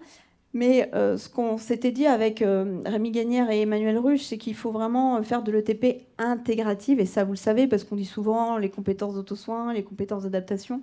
Et en fait, il faut que les processus psychosociaux soient au cœur de l'éducation thérapeutique du patient, qu'en fait, on soit tous formés à la psychologie sociale et à tout ce champ de l'exposome, parce qu'il y a des interactions extrêmement fortes. Il faut bien sûr ouvrir l'éducation thérapeutique à autre chose que la connaissance de la maladie et des traitements. L'environnement a un impact, les comportements ont un impact, donc il faut que dans nos programmes, on ait des ateliers sur la nutrition, sur l'activité physique, sur la santé mentale, sur la santé environnementale. Ce ne peut pas être des ateliers complémentaires, c'est forcément aussi parfois des ateliers socles, des ateliers importants des programmes d'éducation thérapeutique. Et puis, il nous faut, ce que j'ai mis ici en bas, nous faire de la prévention universelle, c'est-à-dire nous décentrer de la prévention ciblée, qui est un peu une autre définition de la prévention tertiaire. Il nous faut faire de la prévention universelle, c'est-à-dire que quelle que soit la personne que nous avons en face de nous, si on l'accueille au mois d'août, il faut que dans notre cabinet, dans notre service, il y ait des affiches sur la canicule. Voilà. J'en parle particulièrement parce que ça m'avait touchée évidemment en 2003. Mais voilà, dans mon service, tout le monde sait qu'en août, il fait chaud, ça dépend de la météo, mais on est ajusté sur la météo. Et il faut que nous soyons relais des messages de prévention au sens large. J'ai pris cet exemple-là, mais j'aurais pu prendre l'exemple du radon, j'aurais pu prendre l'exemple de la téléphonie mobile, j'aurais pu prendre l'exemple des perturbateurs endocriniens. Bref, il faut qu'on soit des acteurs informés et éclairés de l'ensemble de ces préventions. Je voulais aussi dépasser la simple approche de l'information, et c'est là que ça devient compliqué parce que la consultation, elle est pas non plus, ou les ateliers, ils sont pas non plus extensibles en temps. On a parlé tout à l'heure du fait qu'il existait un certain nombre de ressources ou d'outils pour que la population générale soit informée des risques. Je vais citer les logos. Là, vous avez un pictogramme spécifique sur les perturbateurs endocriniens, sur certains polluants chimiques. Vous pouvez scanner, vous achetez pour voir s'il y a des perturbateurs endocriniens dessus. Vous avez aussi, je crois que je l'ai mis dans la biblio, Alexia, une fiche mieux comprendre les perturbateurs endocriniens pour le praticien, une autre pour donner au patient. Le QR code que j'ai mis ici, justement, on montre les conseils qu'on peut donner aux patients. Donc voilà, si vous vous sentez pas à l'aise avec ces questions-là, sachez qu'il y a plein de ressources possibles. Mais il faut quand même dépasser l'approche informative. Et il se trouve que dans mes travaux de recherche, j'avais travaillé sur l'éducation pour la santé des femmes enceintes. Et j'avais pu mettre en évidence, en fait, qu'auprès des femmes enceintes, ce que nous développons en politique publique périnatale, Eh ben, en fait, il faut utiliser les ressorts de l'éducation thérapeutique et de la posture éducative. Personnaliser le discours, c'est pas à vous que je vais dire ça, bien sûr, mais je me permets quand même de l'afficher. Parler des risques, mais aussi des solutions, donc être un peu plus salutogène, motiver, renforcer l'empowerment, avoir un discours concret, respecter les étapes aussi. Ça peut certainement pas se faire en une fois. C'est pas un atelier one shot où on vous dit voilà à quoi vous êtes exposé dans votre vie, qu'est-ce que vous pouvez faire. Non, il faut laisser les temps mûrir, il faut les gens mûrir, réfléchir, qu'ils aient le temps de comprendre, d'accepter qu'à un moment donné, on leur dise il va falloir jeter tous les Tupperware, désolé pour la marque, tous les récipients en plastique que votre grand-mère ou votre maman vous a acheté et que vous avez collecté depuis des années, parce qu'il y a un vrai attachement à ces objets. Donc tout ça, ça prend du temps et des étapes. Et donc, dans cette publication, on avait pu effectivement dire auprès des gynécologues obstétriciens qu'il ne suffisait juste pas de rajouter le perturbateur endocrinien à la liste des risques que les femmes enceintes auxquelles elles sont exposées pendant la grossesse, la listeria, etc. Et puis qu'il fallait vraiment aller vers une posture éducative. Vous me dites qu'il y a des perturbateurs endocriniens dans le plastique. Comment vous pourriez faire pour l'éviter? Voilà. Plutôt que il y a des perturbateurs endocriniens dans le plastique, il faut arrêter le plastique. Bon, mais ça, vous savez ça, vraiment, ce n'est pas la communauté à laquelle je peux insister, mais on voit encore beaucoup ça dans les consultations traditionnelles. Donc il faut développer les aptitudes individuelles et pas seulement informer. Alors, j'arrive plus à passer parce que, voilà. Hop, ça y est pour vous? Non, voilà. Deuxième stratégie de promotion de la santé d'Ottawa, c'est créer des milieux favorables et supportifs. Et donc, en fait, il nous faut, nous, amener le patient à s'interroger sur son écosystème et à faire qu'il devienne un acteur de transformation de son milieu. Alors, évidemment, quand j'ai dit ça, c'est pas possible pour tout le monde et c'est pas faisable pour tout le monde. Mais il faut au moins que vous ayez conscience que l'individu, en fait, c'est un être psychique qui va être en interaction avec ses environnements. C'est le modèle canadien. Je n'ose pas dire son nom parce qu'à chaque fois je le dis mal, mais c'est un chercheur en éducation pour la santé relative à la santé environnementale canadien qui a mis en place ce modèle et qui nous montre qu'en fait, si l'individu réfléchit sur ses comportements et ses croyances, il peut faire évoluer les valeurs culturelles et communautaires et changer les politiques publiques. Il peut vraiment être un acteur de politique publique. Et en matière de déterminants commerciaux de la santé, qui sont un des déterminants environnementaux de la santé, c'est pour ça que je vous ai mis ce livre de Stéphane Aurel sur les lobbies de l'industrie dans notre vie et au quotidien, que ce soit l'alcool, le tabac, les pesticides ou encore l'alimentation. Eh bien, on peut, par nos comportements d'achat, être des acteurs des politiques publiques. Et donc ça, évidemment, il faut pouvoir l'introduire dans nos pratiques, que ce soit d'ETP ou pas. Je voulais aussi vous montrer un exemple pour vous dire que vous devez évoluer, on doit évoluer tous, mais aussi les pouvoirs publics doivent évoluer et commencent à évoluer. Ici, vous avez une brochure de l'Institut national du cancer sur la prévention des cancers, qui pendant des années résumait la prévention au dépistage. Souvent, on dit la prévention des cancers, c'est aller se faire dépister. Octobre rose, jour vert, etc. Avec chaque fois, on a des couleurs différentes. Et bien, dans cette publication, je suis vraiment heureuse de vous montrer qu'on va au-delà, parce que dans cette publication de l'INCa, on est conscient que pour changer l'exposition solaire, qui est vecteur de cancer, il faut changer les environnements, il faut végétaliser les villes, il faut faire des îlots de chaleur dans les villes, etc. Pour éviter les consommations de tabac ou les pollutions. Non, ici, c'est la pollution. Il faut aussi réguler l'accès aux villes, mettre des espaces verts. Et puis, pour tout ce qui est activité physique, évidemment que c'est plus sympa de courir quand il y a des trottoirs. Aux Antilles, il n'y a pas de trottoir.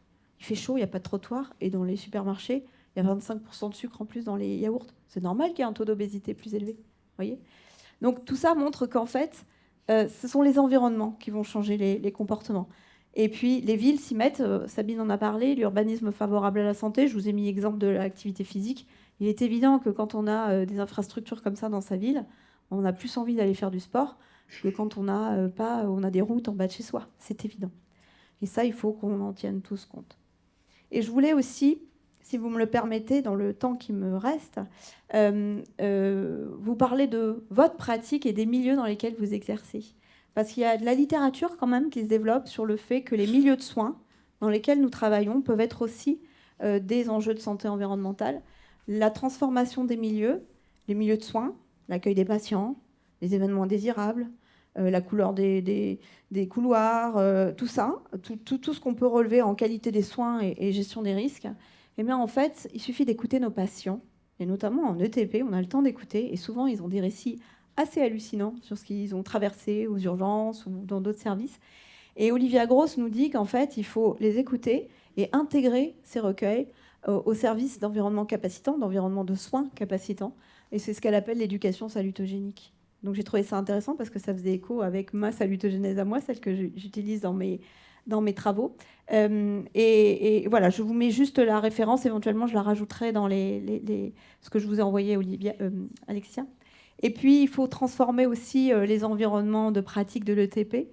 C'est-à-dire, pourquoi pas mettre du jardin dans nos modalités pédagogiques. C'est ce que fait Frédéric Sitaram en Suisse. Il a intégré l'ortithérapie dans ses programmes et ça permet de développer l'estime de soi. Il faut bien sûr, mais ça vous le faites sans doute déjà, intégrer tout ce qui est le recueil des émotions. Hein. Je refais écho au psycho exposo, mais ça, Xavier de la Tribonnière le dit très bien, la catalyse émotionnelle est indispensable pour pouvoir avancer. Il faut bien sûr donner la place au soutien social aux aidants.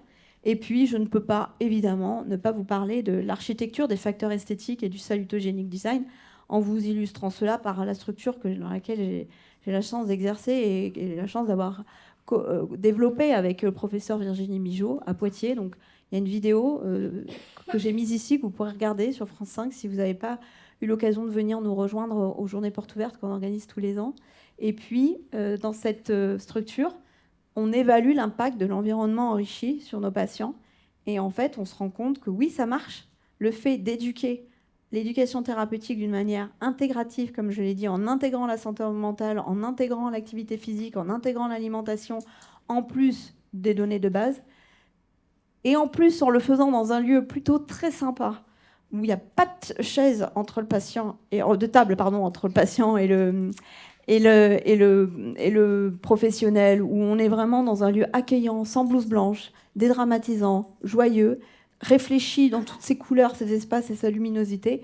Quelques travaux de recherche qu'on a menés montrent que cet environnement enrichi, ça fonctionne. Alors on s'amuse aussi beaucoup dans notre structure, parce que là on vient de créer un nez géant, donc on vous en parlerait sans doute un peu cet après-midi dans l'atelier, un nez géant dans lequel les petits patients peuvent rentrer et découvrir comment se laver le nez, comment ça marche le nez, voilà, avec un système de soufflerie, etc. Et pour rendre quelque chose de pas très agréable en très agréable. Mais Anne-Sophie vous racontera tout ça. Anne-Sophie que j'ai mis en gros et qui est conseillère médicale en environnement intérieur, qui est un nouveau métier qui doit, selon moi, intégrer tous les programmes d'éducation thérapeutique. Aujourd'hui, nous sommes plutôt sur l'asthme de l'enfant. Tu l'as dit, Sabine, avec des budgets contraints forcément. Mais c'est un métier d'avenir parce qu'on va du coup regarder l'environnement, mais à domicile. Donc qu'est-ce qui est plus pertinent d'interroger le patient sur ce qu'il a chez lui ou d'aller voir, l'accompagner au domicile et le conseiller, l'éduquer sur son terrain. Donc effectivement, l'ETP, c'est développer les aptitudes individuelles, c'est créer des milieux favorables et c'est aussi renforcement communautaire, j'en ai parlé un petit peu, votre renforcement à vous, mais aussi ceux des patients, puisque vous voyez que les patients partenaires, qui sont vraiment des membres de l'équipe chez nous, en fait, c'est eux qui vont pouvoir nous aider à transformer le système, à le modifier, et je cite évidemment, là encore, Olivia Gross. Je voudrais aussi presque terminer cette conférence par vous citer Isabelle Ojoula, qui est une chercheuse suisse, qui parle aussi de l'ETP, non pas comme un moyen pour prévenir et soigner la maladie, mais pour un moyen pour développer la santé, pour faire de la salutogénèse. Vraiment, c'est un article que je vous ai mis dans votre banque de données parce que j'aurais aimé l'écrire déjà, parce que je trouve que ce qu'elle dit, c'est formidable. Et elle nous montre que l'ETP est un outil de démocratie en santé et de salutogénèse, qui permet aux services de santé de se réorienter vers plus de prévention. Alors, aujourd'hui, on parle beaucoup des lieux de santé promoteurs de santé. On a des rapports qui nous disent que l'hôpital, les CPTS sont des lieux pour promouvoir la santé. Donc, on y vient petit à petit à cette idée de promotion de la santé, d'intégration. On parle beaucoup, je ne sais pas si ça va vous parler aussi, mais de responsabilité populationnelle comment, sur un territoire, on crée des parcours qui répondent aux besoins tout au long du parcours et du continuum. Donc ça, ce sont des choses qui arrivent beaucoup et dans lesquelles le TP doit avoir toute sa place.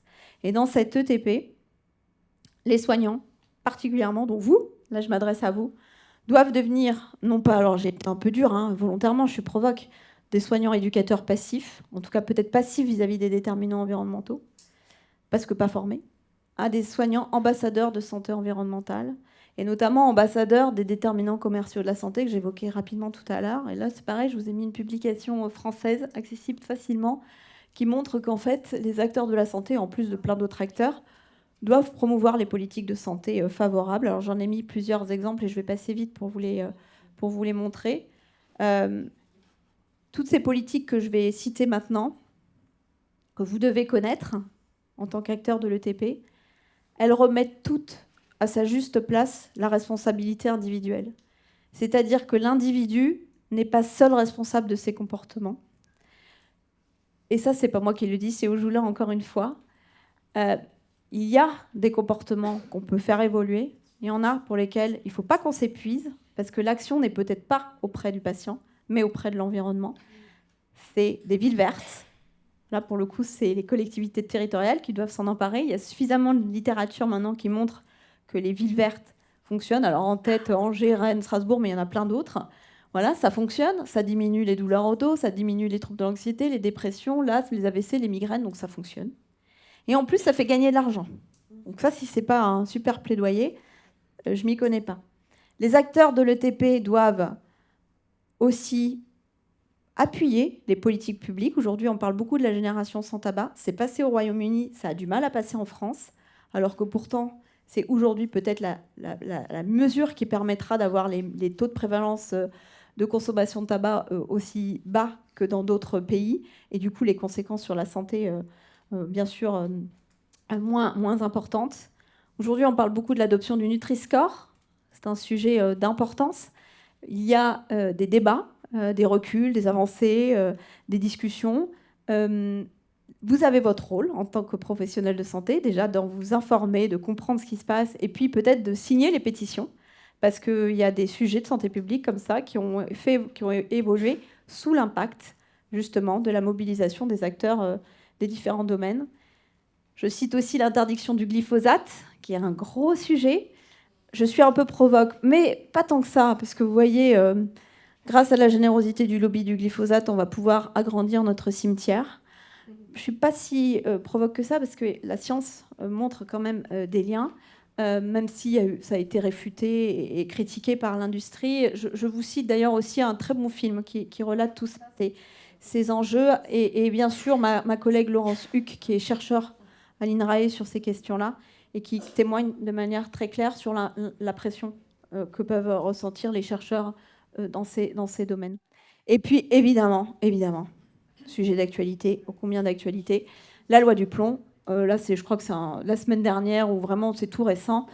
Allez voir de temps en temps les séances qui se passent au Parlement, les discussions, parce que ce soit chez mes collègues écologues, et d'ailleurs j'aurais pu mettre la dernière publication dont on est hyper fiers dans le laboratoire, parce qu'il y a une publication qui vient de montrer l'impact de ces molécules, donc l'acétamipride notamment, sur les abeilles. Eh bien, en fait, il y a des pétitions. Quand je vous disais que ça marche, vous le savez, je vois qu'il y a des personnes qui acquiescent dans la salle, il y a des pétitions qui ont permis qu'il y ait un recul. Je dis un recul parce que ce n'est pas encore gagné de l'adoption de ces... voilà. Donc, pour moi, il n'y a pas de barrière entre ETP et pas ETP. On est tous des ambassadeurs de santé publique, donc il faut qu'on soit formés.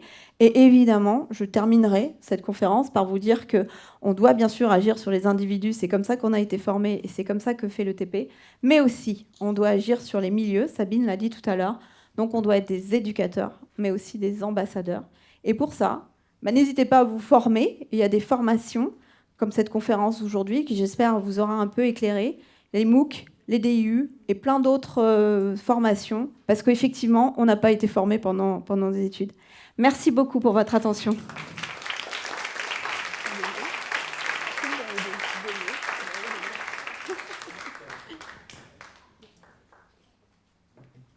Évidemment, place aux questions, aux discussions, aux débats. Je vois qu'il y en a une là, Michel.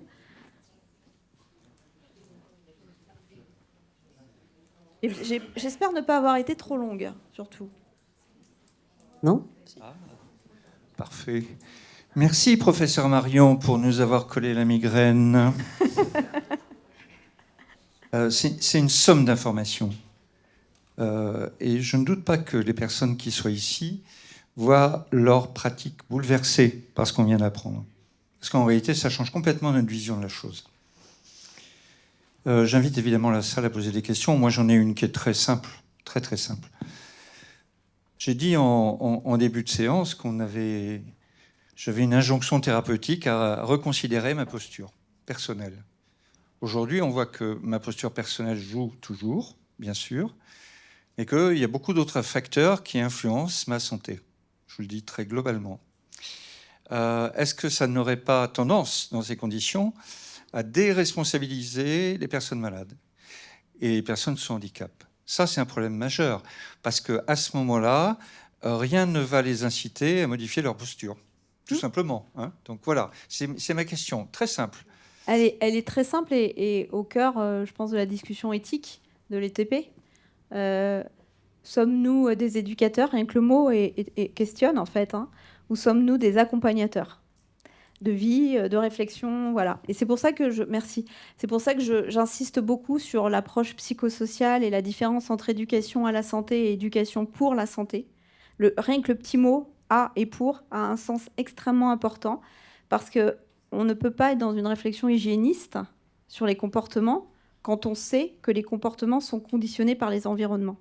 Et on ne peut pas non plus être des sauveurs, comme on l'a été, puisque si on a fait ces études-là aussi en tant que professionnel, on veut être sauveur, parce que le sujet est tellement complexe et large que ça nous dépasse. Donc c'est une réflexion collective, patient, professionnelle, politique publique. Ça ne peut être qu'ensemble, chacun en s'interrogeant sur ses postures, ses limites, les difficultés, et ces temps réflexifs, justement, pour travailler ensemble à un nouveau modèle.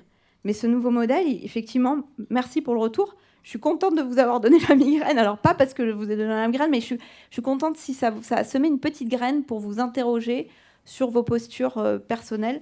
Parce qu'effectivement, nous, tous les jours dans l'équipe, on se questionne. Est-ce qu'on fait bien? Est-ce qu'on fait mal? Enfin, on a des questionnements éthiques tous les jours sur ça. Des questions dans la salle? Devant, je crois. Bonjour, merci. Alors, moi, je suis patiente migraineuse chronique et je vous rassure, vous ne m'avez pas donné de crise, donc tout va bien. Alors, moi, c'est même pas une question, en fait, c'est pour rebondir sur un des éléments que vous avez abordé sur les compétences psychosociales. J'ai découvert sur le site d'Etna, il n'y a pas très longtemps, une superbe infographie sur les compétences psychosociales et comment elles peuvent être mises au service de l'ETP. Donc, voilà, c'était juste pour vous partager ça. J'ai trouvé ça passionnant. Donc, voilà. Bah c'est majeur parce qu'effectivement, on a parlé longtemps de compétences d'adaptation à la maladie. Et en fait, je pense que le vrai vocable, c'est compétences psychosociales et ça doit infuser dans tous les milieux, de l'école au milieu de soins. Et c'est à la base, j'espère que vous l'avez compris, à la base de la réflexion en santé environnementale. On ne peut pas résumer la santé environnementale aux facteurs chimiques, par exemple. Tout à fait.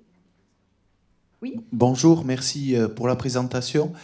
Moi, je me pose très régulièrement une question quand je vois ou quand je consulte des jeunes ou moins jeunes, peu importe, et notamment quand on aborde les risques du tabac, etc.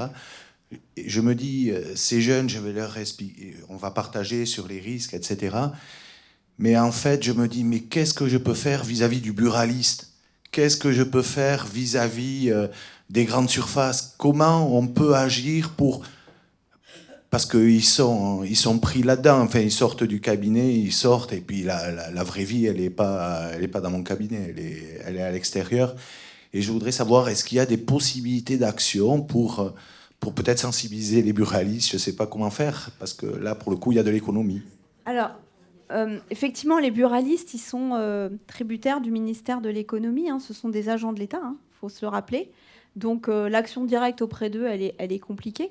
En revanche, si vous voulez devenir un ambassadeur de santé publique, vous pouvez vous rapprocher de structures qui font le plaidoyer de la lutte contre le tabac. Je pense à des alliances ou des associations contre le tabac. Celle qui porte la génération sans tabac, c'est Contre-Feu.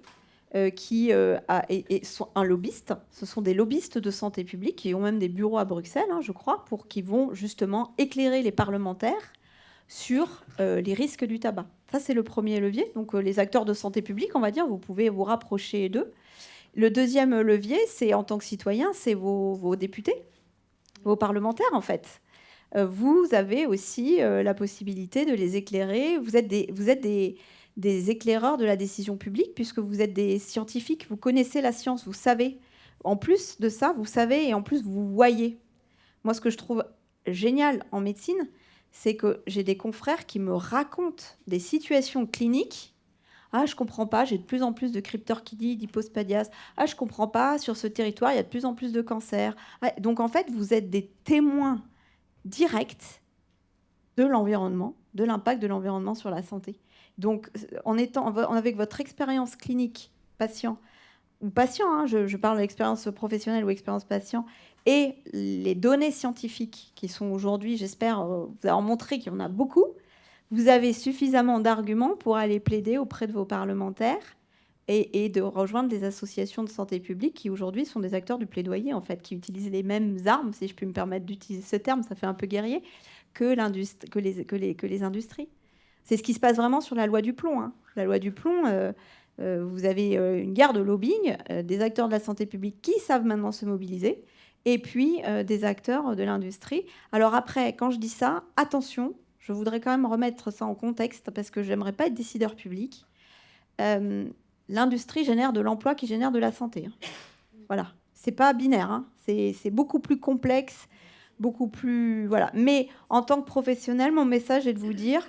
ne vous limitez pas à dire aux patients vous êtes allergique, vous avez de l'asthme, des exacerbations, nettoyez vos peluches. Ça, c'est ce qu'on faisait dans la médecine il y a 30 ans. L'étape d'après, c'est je vais vous prescrire de la CMEI. Donc ça, vous verrez ça cet après-midi. Et puis l'étape encore d'après, c'est de dire est-ce qu'il n'y a pas un vrai travail de lobbying contre la lutte contre le tabac, tabac passif, tabac actif, lieu de santé sans tabac, plage sans tabac, campus sans tabac. En ce moment, ça se développe beaucoup quand même, les espaces sans tabac.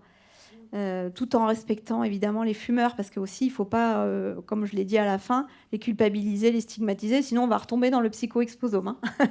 Voilà. Donc j'espère avoir répondu à votre question, mais en gros vous avez des leviers qui sont soit vos politiques, soit les acteurs de santé publique, et puis après vous avez quand même le levier de l'éducation auprès du patient et de ne pas être dans cette injonction.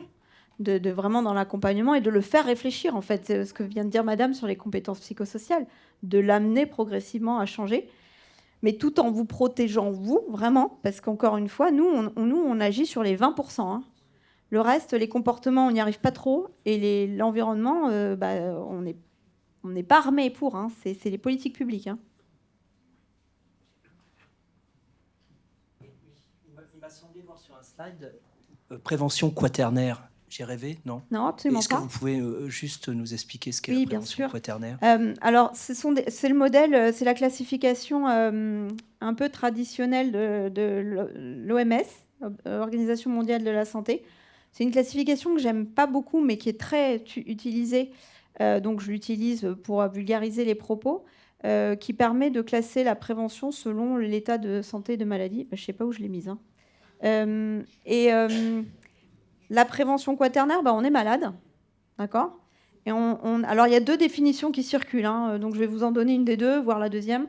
Et en fait, on va bientôt mourir. Et c'est comment accompagner la mort. Donc, c'est tout le champ des soins palliatifs pour qu'elle se fasse dans les meilleures conditions, avec la meilleure qualité de vie possible. Puis après, il y a une autre définition qui dit que c'est la prévention de la iatrogénie. Donc, plutôt encore dans le secteur du soin. Voilà. Bon, je n'arriverai pas à vous la retrouver. Elle est bien aussi. Je voulais vous remercier également pour les slides sur les lobbies que vous avez mis, parce que il faut quand même parler de la dichotomie, de l'ambivalence entre ce plan dont vous parlez et dont parle l'ARS, et puis les lobbies. Quand je vois, notamment avec les agriculteurs, le recul qu'il y a face à la pression de la FNSEA, on sait tout le mal que font les pesticides, et pour autant on recule aujourd'hui, il y a beaucoup de recul, et comment se situer? C'est-à-dire que moi je forme des jeunes soignants. Comment est-ce qu'on se situe dans un monde ambivalent comme ça? Qu'est-ce qu'on leur dit à nos jeunes quand on les forme? Qui est le plus fort? Moi, j'ai l'impression que c'est plutôt les lobbies, aujourd'hui, clairement, que nos discours. Monsieur parlait des bureaux de tabac. Qui sont les plus forts là-dessus? Parce que nous, nos jeunes, ils sont soignants, et pour autant, ils fument. Donc, ça veut dire qu'il y a un marketing autour de tout ça. Et on a beau essayer d'eux. En éducation thérapeutique, on parle de contrat. Hein, il faut que ça vienne, il faut que le patient soit acteur. Hein, et il faut aussi que, comme vous le disiez, ceux qui font de l'éducation thérapeutique soient acteurs également et en vie. Et pour autant, ils continuent à fumer, nos jeunes. Voilà. Bon, Alors, c'est sans doute le lobbying, le marketing, mais c'est aussi l'environnement stressant dans lequel ils vivent. Hein. Enfin, je veux dire, c'est complexe. Ouais, comment faire peut-être aussi sortir de cette dichotomie de les lobbying d'un côté, parce qu'en fait, c'est beaucoup plus complexe que ça. Ce que je vous disais, c'est que l'industrie, on en a aussi besoin. Parce que, je vous rappelle quand même Ottawa, je n'arriverai pas à le retrouver, mais le préambule d'Ottawa, c'est se loger, se nourrir et être en sécurité. Donc aujourd'hui, on ne parlerait pas de promotion de la santé en Ukraine. Hein. Vous voyez ce que je veux dire? Donc, c'est difficile de jeter la pierre entièrement à l'industrie. Et en même temps, c'est difficile, avec ce que l'on sait des preuves scientifiques, de se taire. Et donc, en fait, c'est comment on se situe. Je crois que votre question, je n'ai pas la réponse, parce que je me la pose tous les jours. Je ne demandais pas de réponse, bien sûr. Le fait que vous la posiez, c'est super, parce que ça veut dire que vous allez vous interroger sur votre posture, sur comment vous allez pouvoir intégrer tout ça, etc. Et moi, je crois beaucoup à la formation initiale. C'est pour ça que je suis enseignante. Et je crois beaucoup dans le fait de transmettre à mes jeunes étudiants. Aujourd'hui, les étudiants en médecine que j'ai, ce n'est pas les mêmes qu'il y a 10 ans, ce n'est pas les mêmes même qu'il y a 5 ans. Le Covid est passé par là, franchement. Et j'ai des super échanges avec, pas beaucoup, parce que je n'ai pas le temps, j'ai pas la possibilité de faire toute la promo, mais j'ai une UEL, une unité d'enseignement libre en 6e année de médecine, où je leur dis, voilà, qu'est-ce que tu veux faire comme spécialité? Et après, je leur demande ils vont travailler les cours à la maison, etc., en e-learning. Et après, ils reviennent devant moi et on présente globalement comment ils vont intégrer la promotion de la santé dans leur futur exercice. J'ai des ophtalmos, j'ai des chir cardio, j'ai de toutes les spécialités.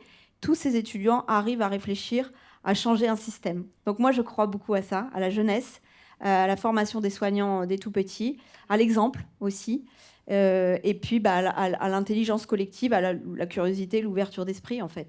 Mais je suis consciente aussi des limites du système. On est quand même dans un système hospitalier, pour parler de l'hôpital, contraint, où il y a beaucoup de mal-être, avec des ressources limitées. Voilà, il faut avoir conscience de cette complexité. Et en un mot, ce que je veux vous dire là, c'est qu'il faut développer sa culture de santé publique. Il faut qu'elle soit plus développée auprès de la population générale, auprès des patients, auprès des professionnels et auprès des décideurs. Parce que le plaidoyer de santé publique, il est pauvre aujourd'hui. Les acteurs de santé publique sont plutôt positionnés du côté de la recherche, toute la première partie de ma conférence sur la connaissance des risques, et peu sur l'intervention. Et c'est pareil, en recherche, on a très peu d'argent sur l'intervention de santé publique, alors qu'il y en a beaucoup sur la connaissance de l'exposome. Maintenant, il faut passer à l'étape d'après. Maintenant, on sait, principe de précaution, il faut agir. Et comment on agit pour être efficace? Ça, c'est une vraie question. Bonjour, je voulais juste rebondir sur ce que vous avez dit tout à l'heure par rapport au trottoir aux Antilles, parce que je ne voudrais pas que ceux qui n'y sont jamais allés pensent qu'il n'y a pas de trottoir aux Antilles. Il y en a. Ils ne sont pas aussi bien entretenus qu'en Hexagone, mais il y en a, rassurez-vous. Et la marchabilité? La marchabilité, si, vous avez des endroits qui sont dédiés justement pour la marche, notamment dans le littoral, il y a ce qu'il faut. D'accord, parce que j'ai fait quelques missions là-bas, à discuter avec des acteurs de l'ETP, notamment, on est souvent invité en Guadeloupe pour travailler avec une collègue. Et ce type de conférence, par exemple, on a pu... Alors, c'est pas moi qui intervenais, c'était un autre collègue. Et on avait pu effectivement l'intégrer au sein de l'ETP et avoir des réflexions. C'était un cardiologue qui était intervenu, je me rappelle, et qui avait effectivement évoqué tout ce lien avec les lobbying et les politiques publiques en alertant sur la nécessité de ne pas être dans la simple prescription de l'activité physique, mais de regarder les environnements, parce que dans des quartiers plutôt défavorisés, c'est vrai, il n'y a pas toujours les équipements nécessaires. Mais il y a beaucoup de marches en forêt, justement. Maintenant, ils font beaucoup de randonnées et ils utilisent aussi beaucoup le littoral.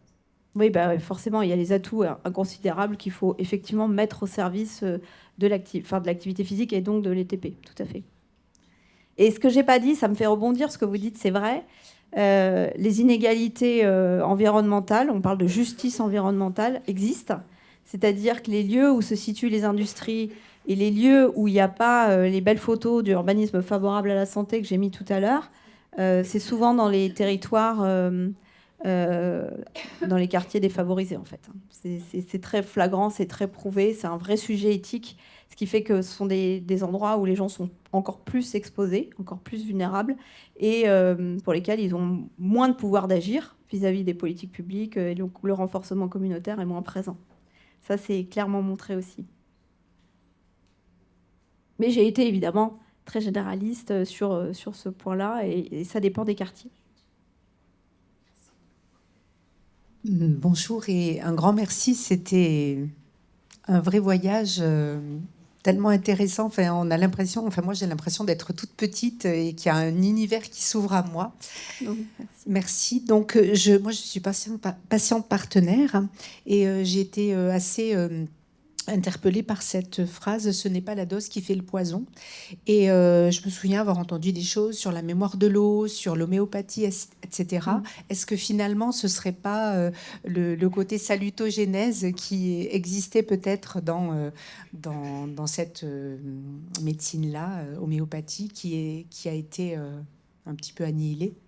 Alors j'aurais du mal à vous répondre parce que je ne maîtrise pas ce secteur de l'homéopathie, mais j'ai travaillé longtemps avec une collègue, le professeur Rabouin, qui a monté le MOOC et le DIU, donc Sabine la connaît bien, qui était professeur d'homéopathie, qui avait un DIU d'homéopathie à la faculté. Donc elle m'a toujours dit que effectivement l'homéostasis, apparemment c'est la science de la faible dose, enfin que les principes en fait pouvaient être assez similaires. Après je n'ai pas lu d'études scientifiques qui pourraient abonder dans le sens que je vous dis. Donc je me garde de tout commentaire parce que je ne m'exprime que sur les données scientifiques, mais les concepts sont assez proches apparemment. Ouais. D'abord, merci pour cette présentation de qualité. Moi, j'avais une question par rapport aux éducateurs thérapeutiques. Comment, dans leur pratique, dans les ateliers, est-ce qu'on peut limiter le discours et générer de l'éco-anxiété et toutes les émotions éco-négatives que vous avez citées? Comment est-ce qu'on peut faire pour apporter de l'information, donner les connaissances aux patients, sans que derrière, ça génère plus d'impact négatif? Très bonne question. C'est vraiment la question qui a été centrale pour moi sur mes recherches sur les femmes enceintes. À l'époque, on n'appelait pas ça l'éco-anxiété. Quand j'ai fait ces travaux, c'était en 2014. Mais on avait mesuré l'anxiété de ces femmes rien qu'à leur demander si elles connaissaient les perturbateurs endocriniens. Et en fait, rien que le fait de me poser la question, ça générait de l'anxiété. Donc on avait déjà en tête qu'il fallait faire une éducation particulière, enfin en tout cas particulière, mais qui devrait être toute éducation. Pour moi, la réponse, c'est dans le simple verbe « écouter ». En fait, il ne faut pas informer, il faut écouter. Vous savez combien de temps on met en consultation classique, pas en ETP, mais en consultation classique face à un patient? Vous savez au bout de combien de temps on l'interrompt, en moyenne? Un médecin face à un patient l'interrompt au bout de 23 secondes. Bon, après, je pense que les publications doivent varier. 23 secondes, parce qu'un interrogatoire ne permet pas justement d'aller chercher qui est vraiment, avec toutes les dimensions du bilan éducatif partagé, ce qu'il sait, ce qu'il croit, ce qu'il veut, ce qu'il pense. En fait, il faut commencer par évaluer ce que c'est la personne, son degré de croyance. Vraiment, c'est pour ça que j'ai pris du temps sur les compétences psychosociales et toutes ces aptitudes individuelles, parce que pour moi, c'est le cœur de la réponse. Si vous arrivez avec tout ce que je viens de vous dire, là, ça ne marchera pas. Là, je me suis adressée à des professionnels. Vis-à-vis d'un patient, c'est déjà voir s'il a des questions, parce que en fait, parfois, dans la consultation, voilà, il y a des questions qui émergent sur l'environnement, parfois pas du tout, donc vous n'allez pas aller le questionner s'il n'a pas de questions lui-même. Et puis voilà, ce qu'il peut faire, et puis par étapes, surtout par étapes. Quand je vois certains ateliers où en one shot, en 2h30, on leur donne la liste des risques, un peu comme ce que j'ai fait avec vous. Vous avez vu, c'est pas possible. On peut pas avoir ce discours-là très descendant en 2 heures. Donc, bon, après, vous verrez dans les ateliers, mes collègues qui font ça tous les jours vous expliqueront, mais la première chose, c'est écouter, rencontrer la personne et voir jusqu'où on peut l'accompagner, comment. Voilà. C'est très, très personnalisé. C'est vraiment de la médecine préventive personnalisée.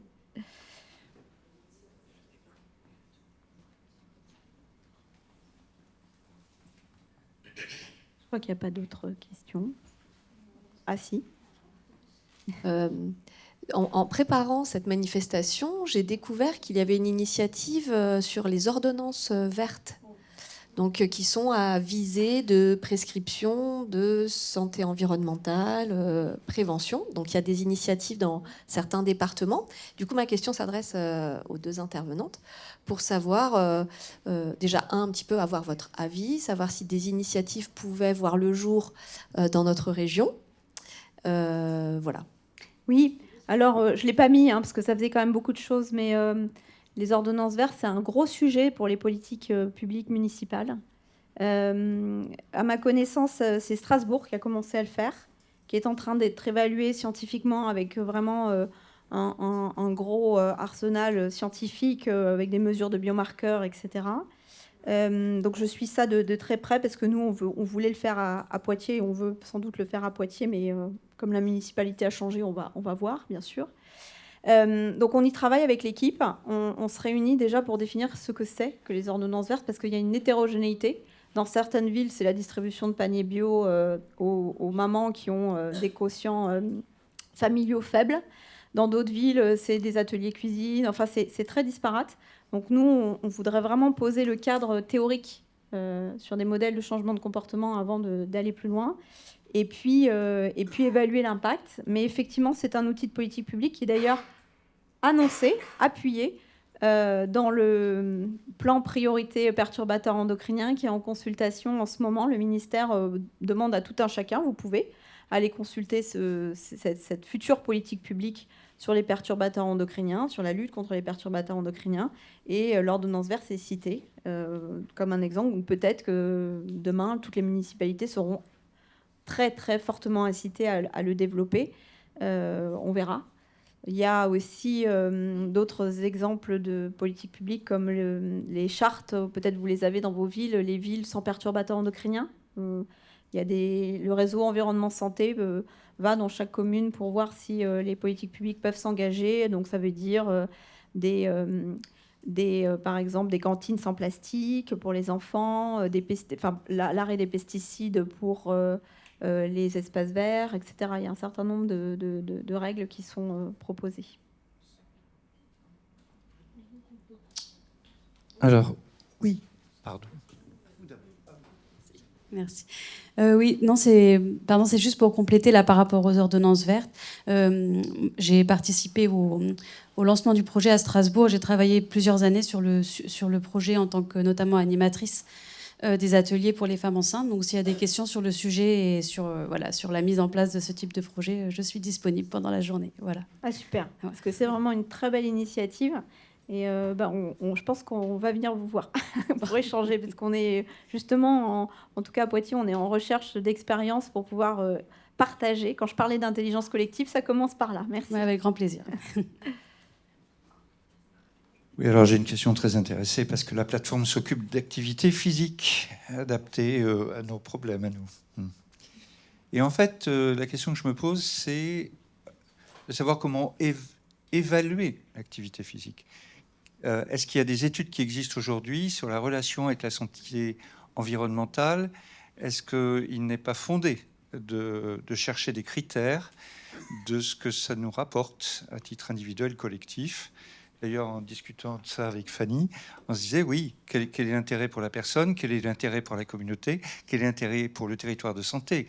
Est-ce qu'il y a des études aujourd'hui? Est-ce que c'est intéressant de le faire? Parce que, bon, à part le fait que c'est gratuit, mais ça demande des efforts, je pense qu'il y a un rendement en santé environnementale qui ne doit pas être ignoré.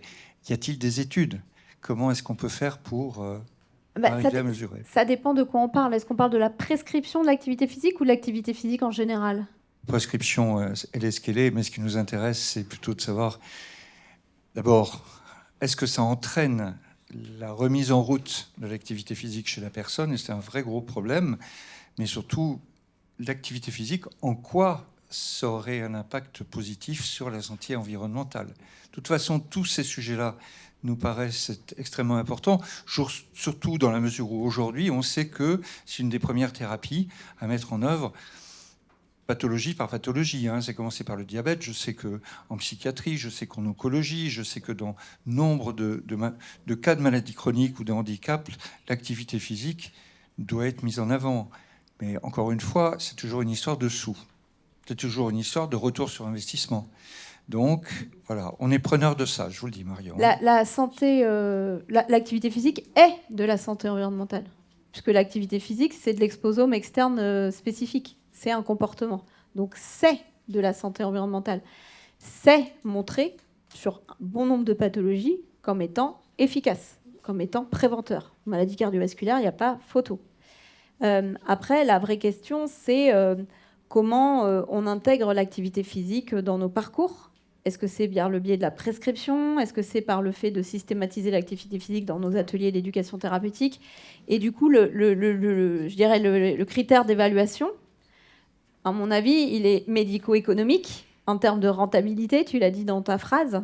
C'est aujourd'hui, on manque d'études médico-économiques. Alors, il y a des études. On a fait d'ailleurs un webinaire avec la Société régionale de santé publique sur le retour sur investissement de la prévention. Donc il y a beaucoup d'études qui montrent que la prévention, ça marche.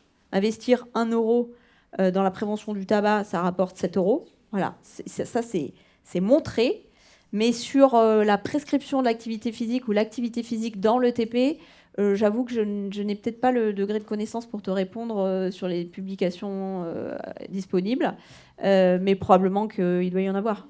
Parce que de toute façon, l'activité physique, on le sait tous, c'est un outil aujourd'hui indispensable. Les cardiologues aujourd'hui en prescrivent. Je parlais du sommeil tout à l'heure aussi. Ça fait partie des sujets qui sont aujourd'hui rajoutés, bien sûr, à l'arsenal thérapeutique, en plus des interventions médicamenteuses. De manière générale, les interventions non médicamenteuses, dont on a beaucoup parlé là, l'accès à la nature, l'activité physique, les liens sociaux favorables, sont des interventions probantes. Merci. J'ai une dernière question, parce qu'il est midi moins une, et 1 minute pour y répondre. À mon avis, c'est pas assez. On est face à une révolution pharmaceutique actuellement. C'est ce qu'on appelle les analogues de GLP-1. Et tout le monde connaît ça sous le nom de Ozempic ou de Wegovy. Bon. La question qui se pose est la suivante. On sait l'impact qu'ont ces analogues du GLP-1 sur le nombre de pathologies, à commencer évidemment sur le surpoids, mais sur bien d'autres pathologies qui sont liées, ou pas d'ailleurs. Mais on n'en a qu'une mesure qui est à la fois du gain en poids des personnes qui les prennent comparé au coût de l'opération. Voilà essentiellement à quoi ça se résume dans ma tête aujourd'hui. Et je fais de la vieille scientifique sur cette question-là parce qu'elle me paraît absolument fondamentale. Ce que je crois, c'est que là encore, par rapport à ce qui a été expliqué, je pense qu'on serait fondé à monter des méthodologies beaucoup plus globales pour regarder ce qui se passe dans l'écosystème. Écosystème au sens le plus général du terme, quoi. Parce que ce sont des drogues, il faut être très clair, qui induisent des modifications comportementales extrêmement importantes, avec des conséquences sur l'ensemble du système de santé, mais aussi sur ce qui se passe par rapport à la personne elle-même et par rapport à son environnement. Est-ce qu'on peut formuler une méthodologie? Est-ce qu'on peut reprendre le problème d'une façon très globale par rapport à ce que nous constatons aujourd'hui, qui est quand même assez massif, quoi, hein? 2 éléments de réponse. Le premier, c'est il faut faire de la prévention primaire. Voilà. On a un système de santé qui n'est pas tourné vers la prévention primaire, donc il faut une révolution culturelle du système de santé pour développer la prévention primaire. Voilà. Parce qu'on a les outils, on a les connaissances, on sait ce qui fonctionne. Donc la prévention primaire, la promotion de la santé. Voilà. Je pense que mon discours est très clair. Et intégrer la prévention primaire dans la prévention tertiaire, donc moi j'appelle ça l'éducation thérapeutique. Voilà. Et puis après, le deuxième élément, je l'ai un peu dit tout à l'heure, c'est développer la recherche interventionnelle en santé des populations, donc réallouer les fonds de la recherche vers les fonctions clés de l'action, qu'est-ce qui fonctionne dans les actions de prévention pour que justement elles puissent être essaimées plus que dans la connaissance des risques. Ça y est, maintenant, je pense qu'on sait. On n'a peut-être pas besoin d'attendre de mesurer toutes les combinaisons, toutes les doses, tous les effets dans tous les sens, de créer des nouvelles molécules pour voir si elles vont être dans 20 ans. Voilà, je pense que l'expérience nous montre que la santé environnementale, facteurs physiques, facteurs chimiques, facteurs biologiques, facteurs psychosociaux, sociaux et esthétiques de notre environnement ont un impact sur notre santé humaine. Donc, il faut agir sur ces vecteurs-là en préservant la santé de l'environnement, qui n'est pas la santé environnementale, hein, vous l'avez compris. Et donc, One Health, pour conclure. Merci infiniment.